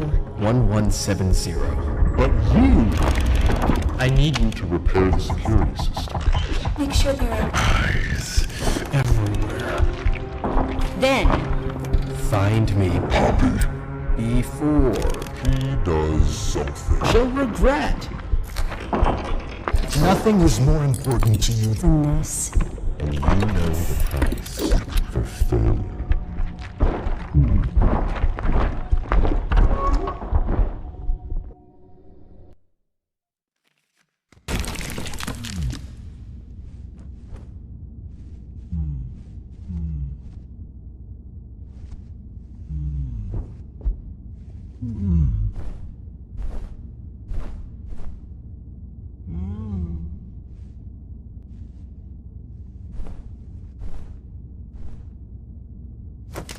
We get conductive hand, which lets us freeze, heat, or supply electricity.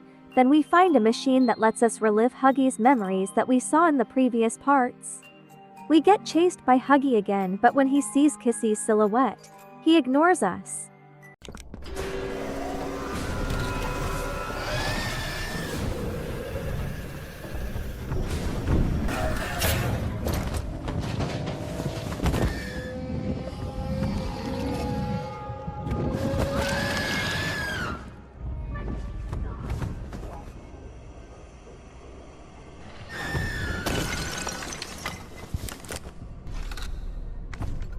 After overcoming Huggy, we get into an artificial garden.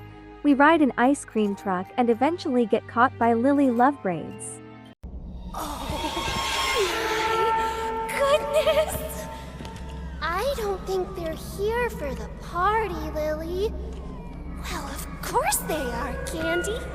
Why else would they be here? We're going to have so much fun!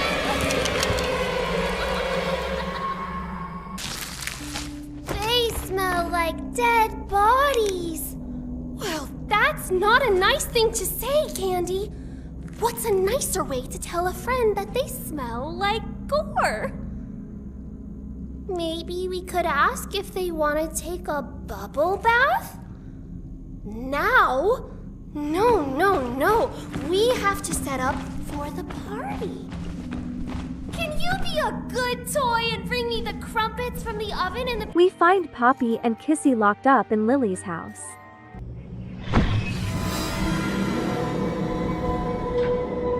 It's you.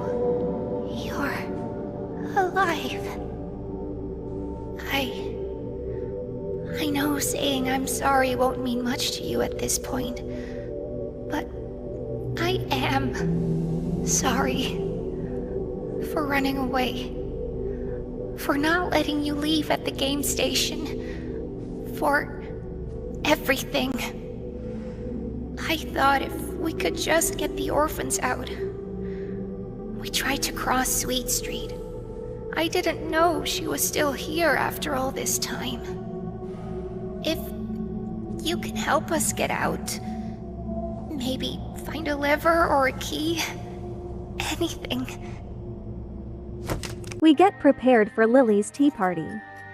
You weren't talking to anyone, were you? Oh, that's amazing!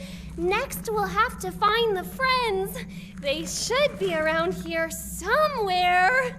And I know they'd hate to miss this.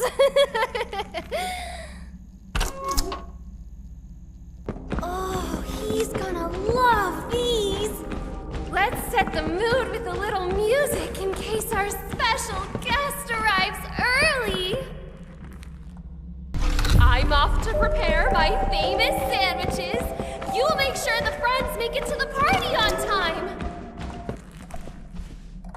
Oh, this is the best day of my life.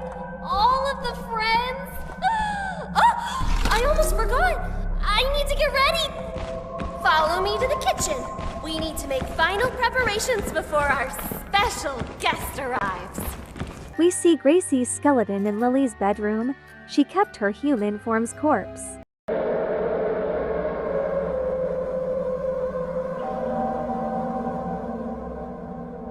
It's okay. You're okay. Go back to sleep. Nobody's gonna hurt you anymore. Someone's been in here, Candy. Someone who's going in the box! We free Poppy and Kissy, but Lily catches us. We play a game. We win Boo, she still gets 3 of us. Let's get out of here before she comes back.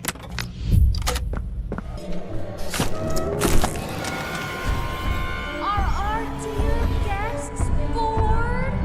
Bored of little Tilly Lily? Why don't we play a game? Upstairs, there's a sweet little nursery. When I sing a pretty silly song, you can walk there.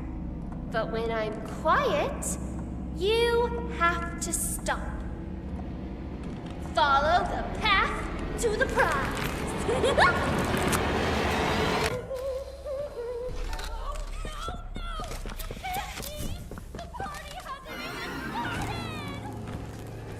And just where do you all think you're going?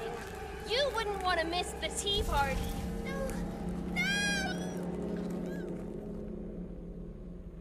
We have a tea party. The special guest, the prototype, comes in and we see him in person for the first time. He breaks Poppy's skull and crazy things happen. He's going to be thrilled. He's going to kill them all. No, Candy, not Poppy. She's always been his favorite. I think she's a little asking Annie. Oh, she is a little asking Annie. Oh, please take me out of my case. Oh, please rescue the orphans. Oh, please blow up the whole factory and burn everyone alive. Our special guest is here.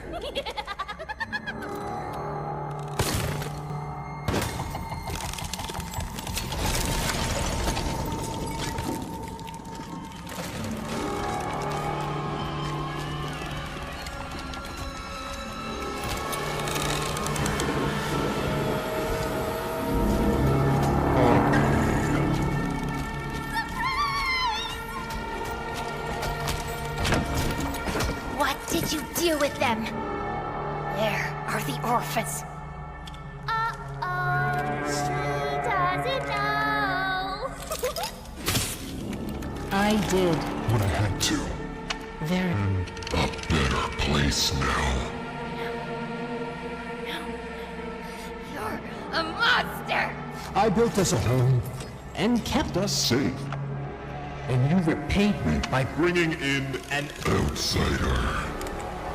plotting to destroy the only heaven you Or I will ever get. I had hoped your time in the case would help you see. reason. I see now. This was my fault. You Act like a child because a child. is what they made you. You're hurting me. Don't be afraid. I can fix you. Poppy, I Can make You better. stop.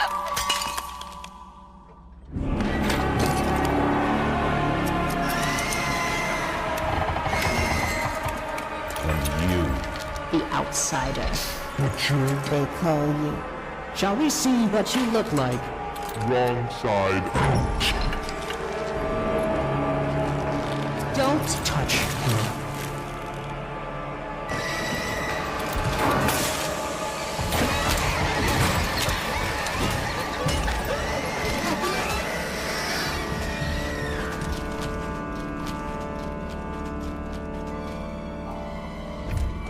We run from Lily and eventually kill her. I let you into my house. I let you come to my tea party.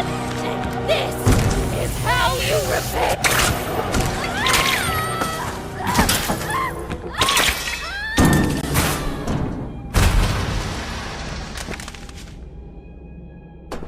We all reunite with Giblet. Look, I told you I'm not a hero. Is she okay?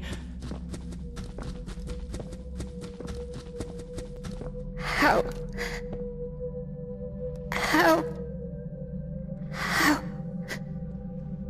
bad is it?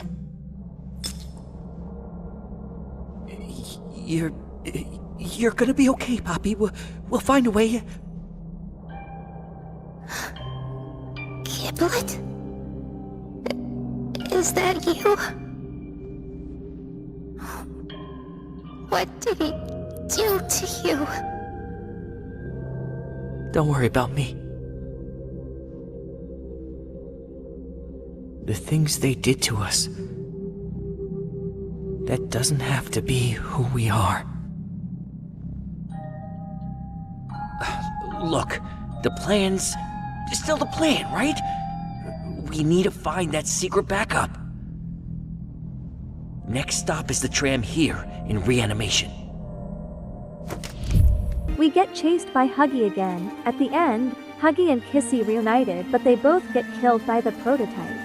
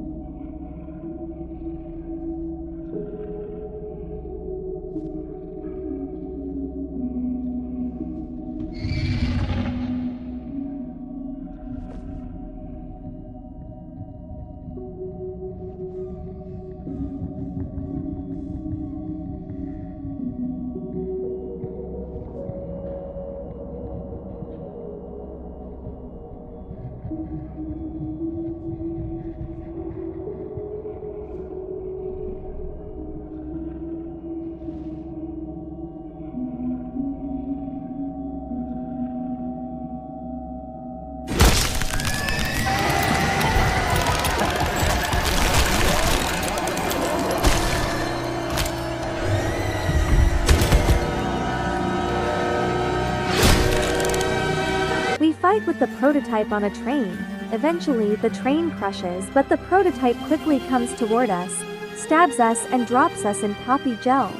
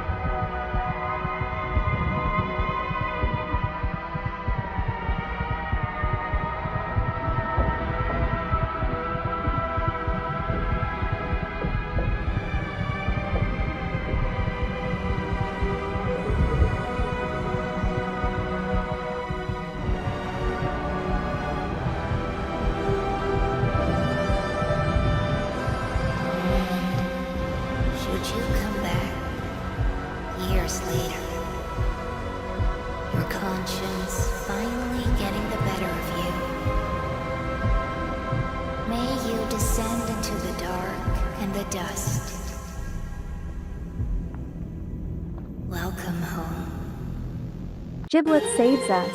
It turns out to be the poppy gel healed our wound. At the end, in order to defeat the prototype, we override the lab's access and use master backup. After doing so, the doctor was restored to the terminal, suggesting he had been the master backup. He might be the key to defeat the prototype. Chapter 5 ends here.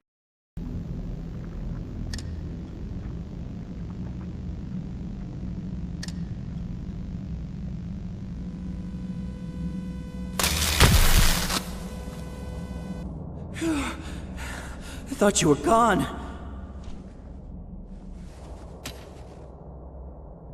Poppy, I couldn't. He took her. Kissy is. I don't know. I don't. Look, I told you I wasn't a hero.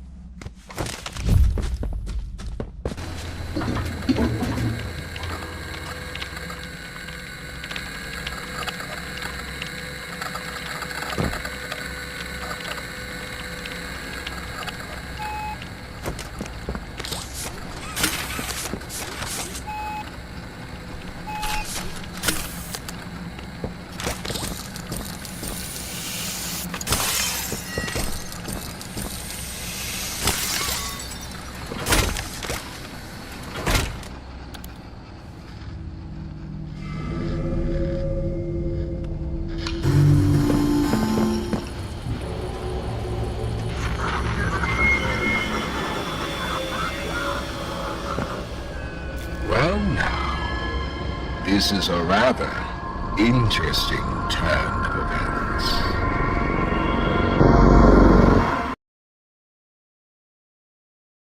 I hope you guys liked the video despite it being so long. See you when chapter 6 comes out. Goodbye.